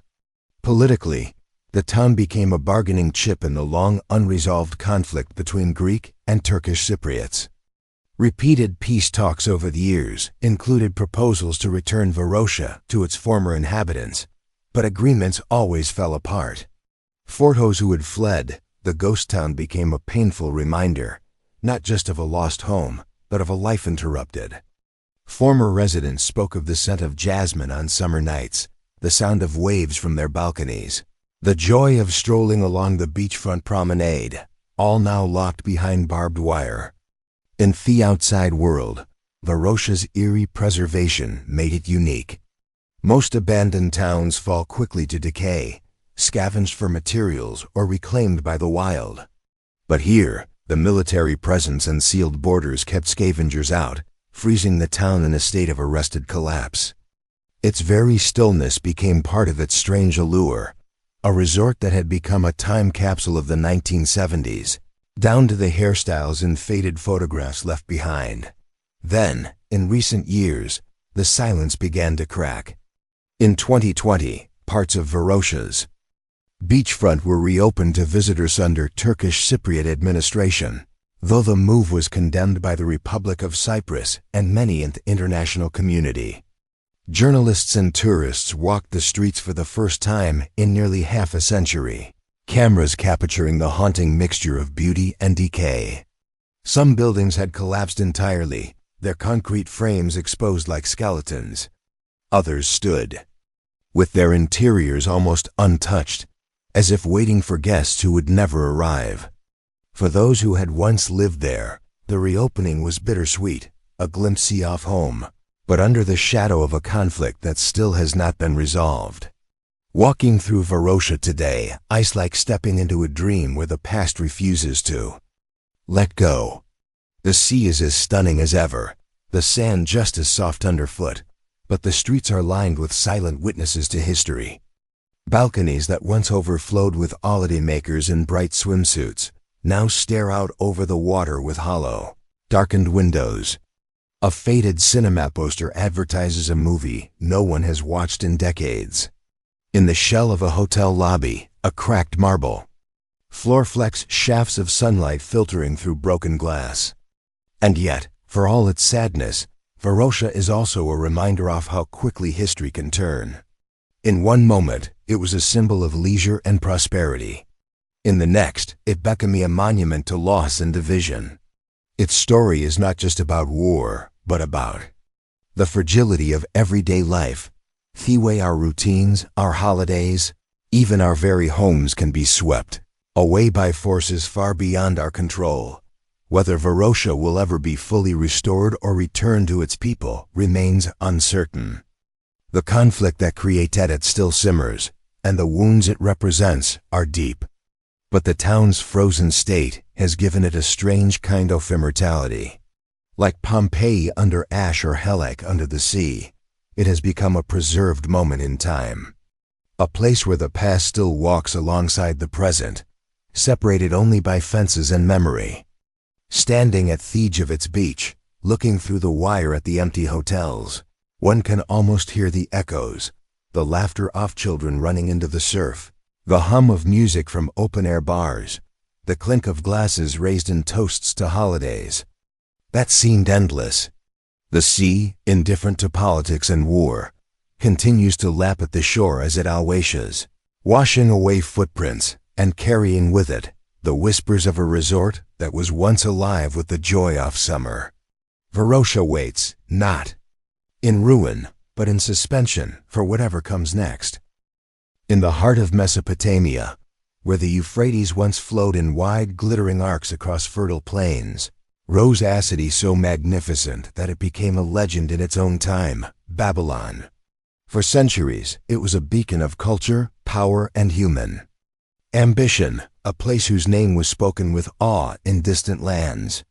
Travelers told of its towering walls, said to be so broad that chariots could race along their tops, and of its gates, massive and ornate, with the Ishtar Gate in particular, standing as a triumph of ancient craftsmanship, its deep blue bricks adorned with lions, dragons, and bulls that seemed to stride in eternal procession.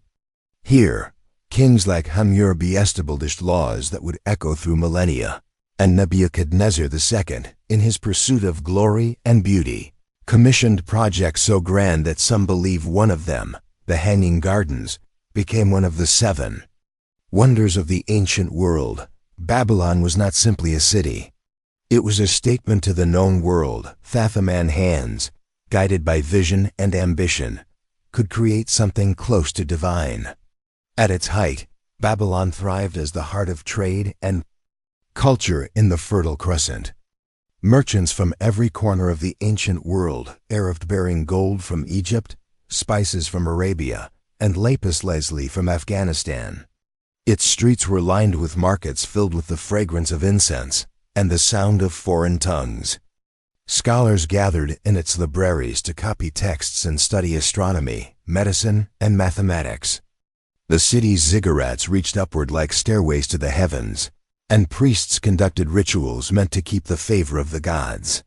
It was a place that blended the practical and the mystical, a seat of government and commerce, but also a city steeped in omens, dreams, and the stars.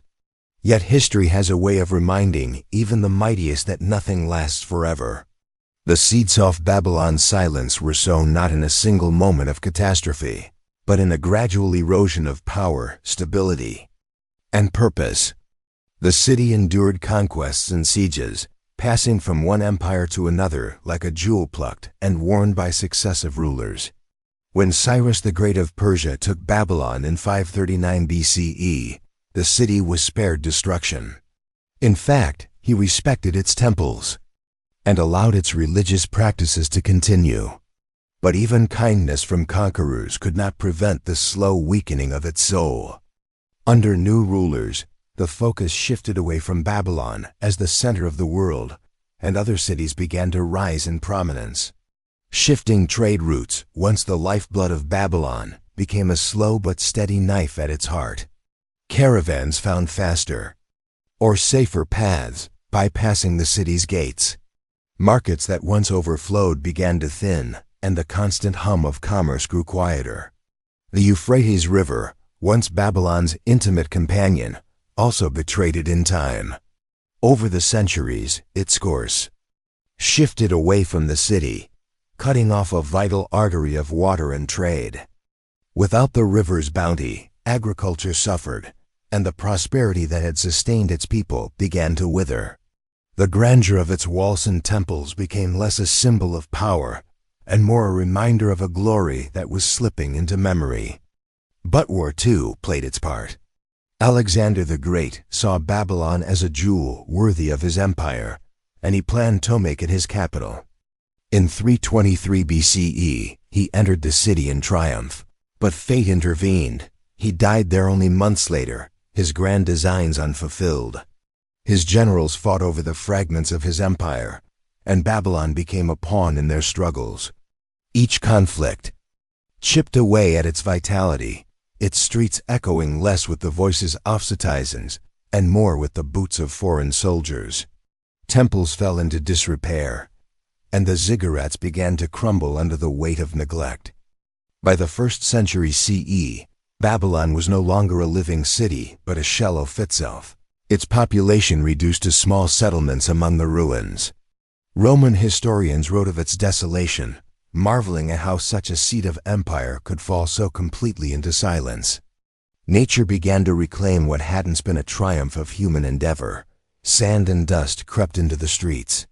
Walls that had once been polished and painted faded into dull stone. The Ishtar Gate, though enduring, stood not as an entrance to power, but as a monument to what had been lost. And yet, even as Babylon physically faded, its name endured, woven into the myths, scriptures, and moral tales of many cultures. In the Bible, Babylon became a symbol of decadence and divine judgment, a cautionary tale about the hubris of humanity. In Jewish history, it was remembered as Theplis of exile and longing, while for others, it remained the backdrop for stories of gardens, kings, and gods.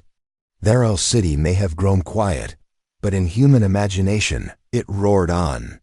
Centuries turned into millennia, and the essence of Iraq kept their grip on Babylon's bones.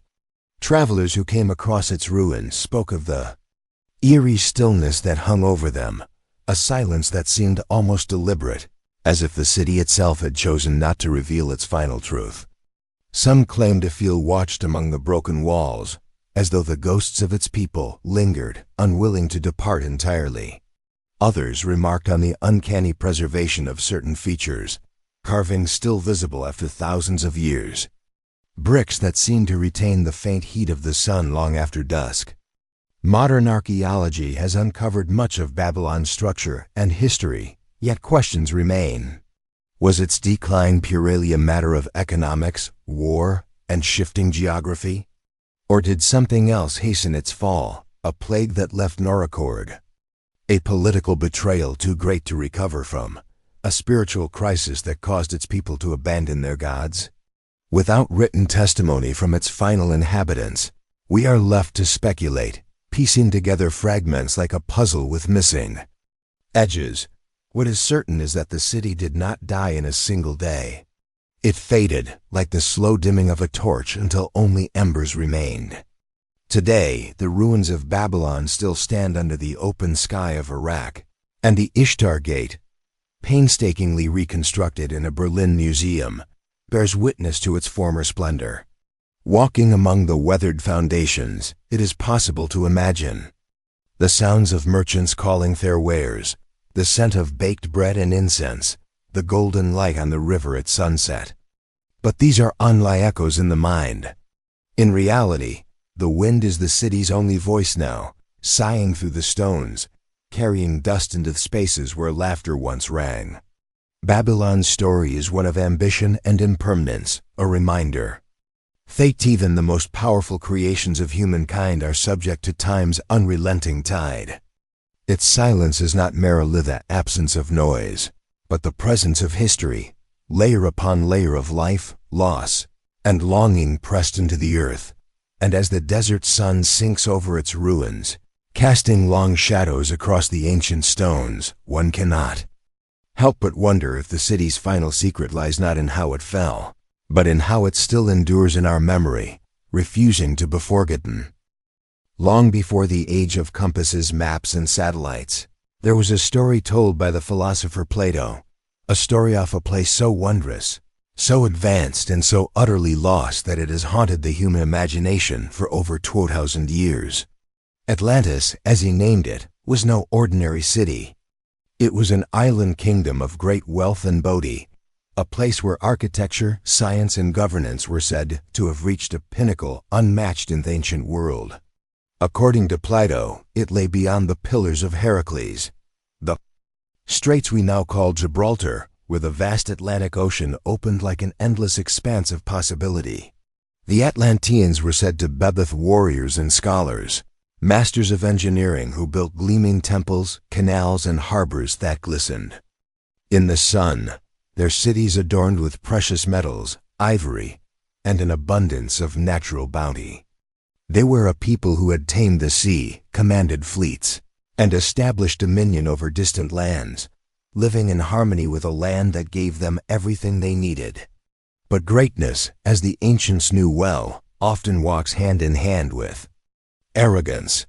Plato claimed that the Atlanteans, once virtuous, became greedy and corrupt, turning their ambitions toward conquest and domination.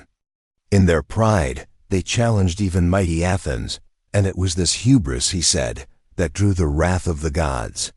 The punishment was swift and absolute. In a single day and night of misfortune, Atlantis was swallowed by the sea, vanishing beneath the waves, never to be seen again. With those words, Plato etched Atlantis into history, or perhaps into myth, for he claimed Thessaly came from Egyptian priests, passed down through generations before reaching his pen. Ever since, the question has lingered like an echo across the ages: was Atlantis real, or merely a parable, a moral warning disguised as history? The debate has spanned centuries, drawing in scholars, adventurers, dreamers, and charlatans alike. Some have sought it in the Mediterranean, pointing to the ruins of Santorini and the catastrophous eruption of Thera as a plausible origin for the legend. Others have looked to the Caribbean, the coast of Spain, or even Antarctica, weaving elaborate theories from geology, archaeology, and speculation. Each discovery of a sunken ruin, each fragment of ancient masonry found beneath the waves, fuels the hope, or the illusion, that Atlantis might be more than just a story. The allure of Atlantis lies not just in its disappearance, but in what it represents. To imagine Atlantis is to imagine a civilization that reached a level of mastery far ahead of its time, a utopia of art, technology, and social order that fell not because of ignorance, but because of its own excesses. It is the ultimate cautionary tale, a reminder that power, when untethered from virtue, can bring even the mightiest to ruin. And yet, in imagining this lost world, we also imagine the possibility that human greatness is not bound by the timeline. We know that perhaps there have been peaks of civilization lost to the oceans and sands long before our recorded history began. Legends tell of concentric rings of land and water, of palaces plated in orichalcum, a mysterious metal described by Plato, and of statues so large they dwarfed the tallest of men. In the center of it all stood a temple to Poseidon, god of the sea, its walls encrusted with silver and gold, and its interior adorned with paintings of seahorses, dolphins, and ships. The Atlanteans, masters of both land and ocean, engineered canals that linked their city to the open sea, creating a maritime hub of unparalleled strategic and commercial power. The vision is seductive, a shining island empire full of vitality and promise, its harbors bustling with ships, its fields ripe with harvests, and its streets echoing with the music and chatter of a people who believed they had mastered fate itself. And then, in the blink of an eye, silence. A silence not of gradual decline, like so many ancient cities, but of sudden annihilation. If Plato's account is to be taken literally, there was no time for evacuation. no refuge on higher ground. The ocean claimed Atlantis swiftly and mercilessly, erasing its palaces, markets, and temples beneath an unbroken expanse of blue.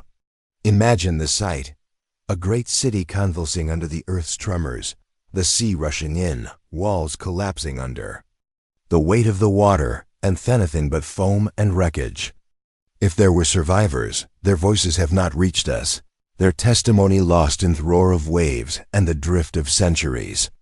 Even today, the name Atlantis carries a charge, a spark of mystery and possibility. To some, it is the dream of discovering proof that human civilization stretches back far further than we think, that there may have been cycles of rise and fall we have yet to understand. To others, it is a warning about the fragility of human achievement, the way that pride and greed can undo centuries of progress in an instant. And to many more, it is a symbol of the ultimate what if, the tantalizing hope that somewhere beneath the ocean's depths, a lost world waits to be found. Modern science has given us tools the ancients could never have imagined: sonar mapping, satellite imaging, submersibles capable of exploring the deepest trenches. These have revealed sunken cities, drowned landscapes, and remnants of ancient shorelines, feeding the belief that Atlantis, or something like it, might still be out there. Yet no discovery has matched Plato's vision in scale or splendor, and perhaps none ever will. The sea guards its secrets well, and even in the age of information, it remains the planet's greatest and most mysterious archive. In the end, Atlantis may be both more and less than what we hope.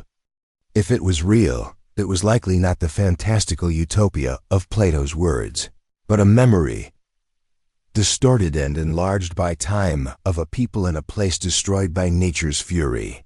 If it was myth, then its truth lies not in geography, but in philosophy. A truth about human nature, ambition, and the delicate balance between mastery and downfall. Either way, it has achieved what few stories can. It has outlived the world it describes, sharpened imaginations for over 2 millennia without ever proving its own existence. Standing on the edge of the Atlantic today, looking out at the endless horizon, one cannot help but feel the pull of the unknown. Beneath those waves might lie only sand and rock, or perhaps, somewhere in the deep, the remnants of marble columns, crumbled walls, and streets that once bustled with life. Whether Atlantis was fact or fable, its greatest power is that we still ask the question, that we still search, and that in our searching, we keep alive the possibility that some mysteries are too grand to ever fully resolve. Long before the Aztecs rose to power, before the Spanish set foot on the shores of the New World, there was a city so vast, so perfectly planned, and so monumental in its design that even centuries later, those who stumbled up in its ruins could only call it Teotihuacan, the city of the gods. The name was given by the Aztecs, who arrived long after its builders had vanished, finding grand avenues, towering pyramids, and sprawling residential concolas standing silent under the sun. At its height, Teotihuacan was home to over 100,000 people, making it one of the largest cities in the ancient world. Its streets were laid out with mathematical precision, aligned to celestial events, and its monumental pyramids, the Pyramid of the Sun and the Pyramid of the Moon, dominated the skyline. Temples, markets, and palaces thrived, their walls covered in brilliant murals depicting gods, serpents, and celestial symbols. Here, in this valley of the high Mexican plateau, a civilization flourished with a level of sophistication that rivaled the greatest cities of antiquity. Yet, by the 7th century, the people of Teotihuacan were gone. The vast avenues once filled with merchants, priests, and artisans lay empty. Few workshops where obsidian blades and fine pottery were crafted fell silent. The murals faded under wind and rain. No written records tell us why the city emptied, and no chronicler left behind an explanation. Archaeologists have found traces of fire in parts of the city, suggesting violence or social unrest, but the scope of the destruction is uneven. Some districts were burned, others left untouched. It was not the total annihilation of a foreign invasion, nor the gradual decay of a city that simply outgrew its resources. The mystery deepens when we consider that the surrounding farmlands could still have supported life, and yet the city was abandoned almost entirely. Theories abound. Some scholars believe prolonged drought strained the city's ability to feed its vast population, causing internal strife and rebellion against the ruling elite. Others suggest political collapse, perhaps a loss of faith in the city's leaders, or a revolt by the lower classes, who may have destroyed the symbols of power before dispersing into smaller communities. There is also evidence of shifting trade routes, meaning fuel that once flowed through Teotihuacan might have dried up, leading to economic ruin. In the absence of written history, we are left to piece together clues from shards of pottery, layers of ash, and the silent stones off pyramids. What makes Teotihuacan even more fascinating is that we still do not know exactly who built it. By the time the Aztecs arrived, the original culture had been gone for centuries. The Aztecs could only guess at its origins, crafting myths to explain the immense structures. They believed the city was the birthplace of Thegids, where the sun and moon were created. The Avenue of the Dead, the central road stretching for miles, became for them a sacred path, not a street of merchants and citizens, but a cosmic walkway lined with thebans of divine creation. Archaeological excavations have revealed that Teotihuacan was a melting pot of cultures. People from distant regions, the Zapotec, Maya, and others, lived within its districts, bringing their languages, traditions, and art styles. This diversity hints at a vast political and trade network, one that reached far beyond the valley. Obsidian from Teotihuacan has been found hundreds of miles away, suggesting its influence is felt across Mesoamerica. And yet, such a diverse and interconnected society vanished almost overnight, its cultural fusion scattered like dust in the wind. Today, walking through the ruins is an eerie experience. The Pyramid of the Sun looms massive against the horizon, its stone steps worn smooth by centuries. Climbing it, you can see the Avenue of the Dead stretch into the distance, flanked by smaller pyramids and platforms, all aligned with a precision that suggests deep astronomical knowledge. The Pyramid of the Moon sits at the far end, framed by the mountains, as if guarding the city's northern boundary. In the plazas, you can almost hear thichos of markets, the chanting of priests, the footfalls of thousands moving in unison during religious festivals. But the echoes fade quickly, replaced by the wind and the calls of birds nesting among the stones. What remains is both grand and haunting, a city designed for gods, yet built by human hands and now inhabited only by Maries. Its disappearance is a reminder that even the most advanced and powerful civilizations are vulnerable to forces beyond their control, whether those forces come from nature, human ambition, or the slow erosion of time. Teotihuacan is frozen in a moment of absence, its silent streets asking questions that history has yet to answer. It is a city without its people, a masterpiece of human achievement that slipped quietly out of history, leaving only stone, sun, and sky to tell its story. For centuries, the legend of Shangri-La has floated somewhere between myth and memory, a whisper on Thuand, a dream painted in the colors of snow peaks and golden light. It is said to lie deep within the Himalayas, hidden beyond sheer cliffs, roaring rivers, and mist so thick that only those meant to find it ever could. Shangri-La was no ordinary place. It was described as a hidden kingdom where time flowed differently, where peace reigned without conflict, where the people lived in harmony with nature and with each other. Gardens bloomed in endless spring, streams ran with water so pure it was said to heal the weary, and the air itself seemed to carry music, the quiet rhythm of a world untouched by greed, war, or decay. Those who spoke of it told of a beauty so overwhelming that it left one both humbled and renewed, as though the mountains themselves had conspired to shelter this last sanctuary from the reach of the outside world. The first whispers of such a place came not from a single source, but from many traditions. Tibetan lamas spoke of Shambhala, a mystical kingdom hidden by the snow, guarded by invisible forces. Traders from the valleys told of remote monasteries where monks lived for centuries, untouched by age. Western explorers of the 19th and 20th centuries, eager to map the blank spaces on the globe, carried back tantalizing fragments, stories, of valleys that glowed in perpetual sunlight even when the world around them lay in shadow. Then, in 1933, the British author James Hilton published his novel Lost Horizon, giving the hidden paradise its most famous name, Shangri-La. The tale caught the imagination of millions, turning the myth into a destination, not just a place. On a map, but a vision of perfection, an antidote to the chaos of the modern world. But as alluring as the legend was, no one could point to Shangri-La on a chart. Expeditions set out with maps, compasses, and optimism, only to return with photographs of otherworldly landscapes, but no sign of the fabled valley. Some explorers swore they had glimpsed it from a ridge, a bowl of green hidden in folds of snow and cloud, only to find upon reaching the spot that it had vanished like a mirage. Others believed they had stumbled into it unknowingly, guided by locals, to monasteries so serene and gardens so impossibly lush that they felt they had stepped outside of time.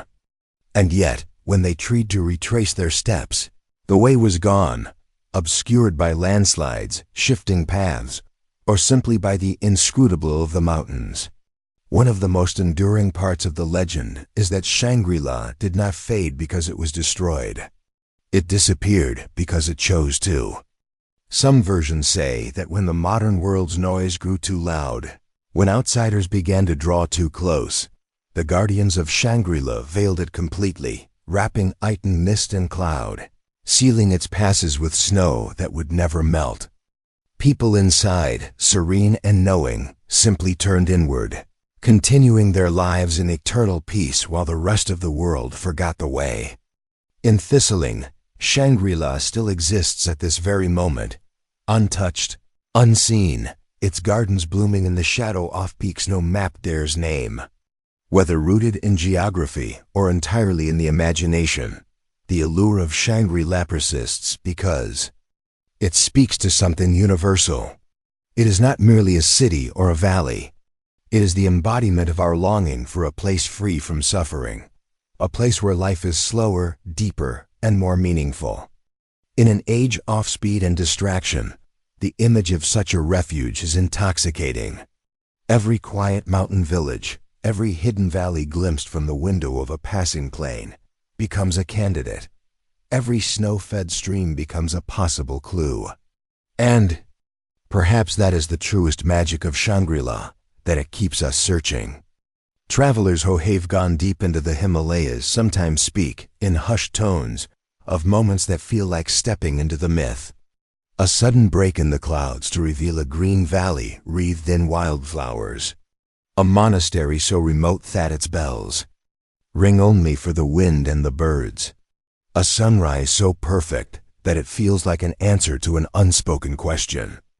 In these fleeting moments, one might feel that they are brushing against the edges of something vast and hidden, that if they took one more turn, crossed one more ridge, they might find the gates themselves.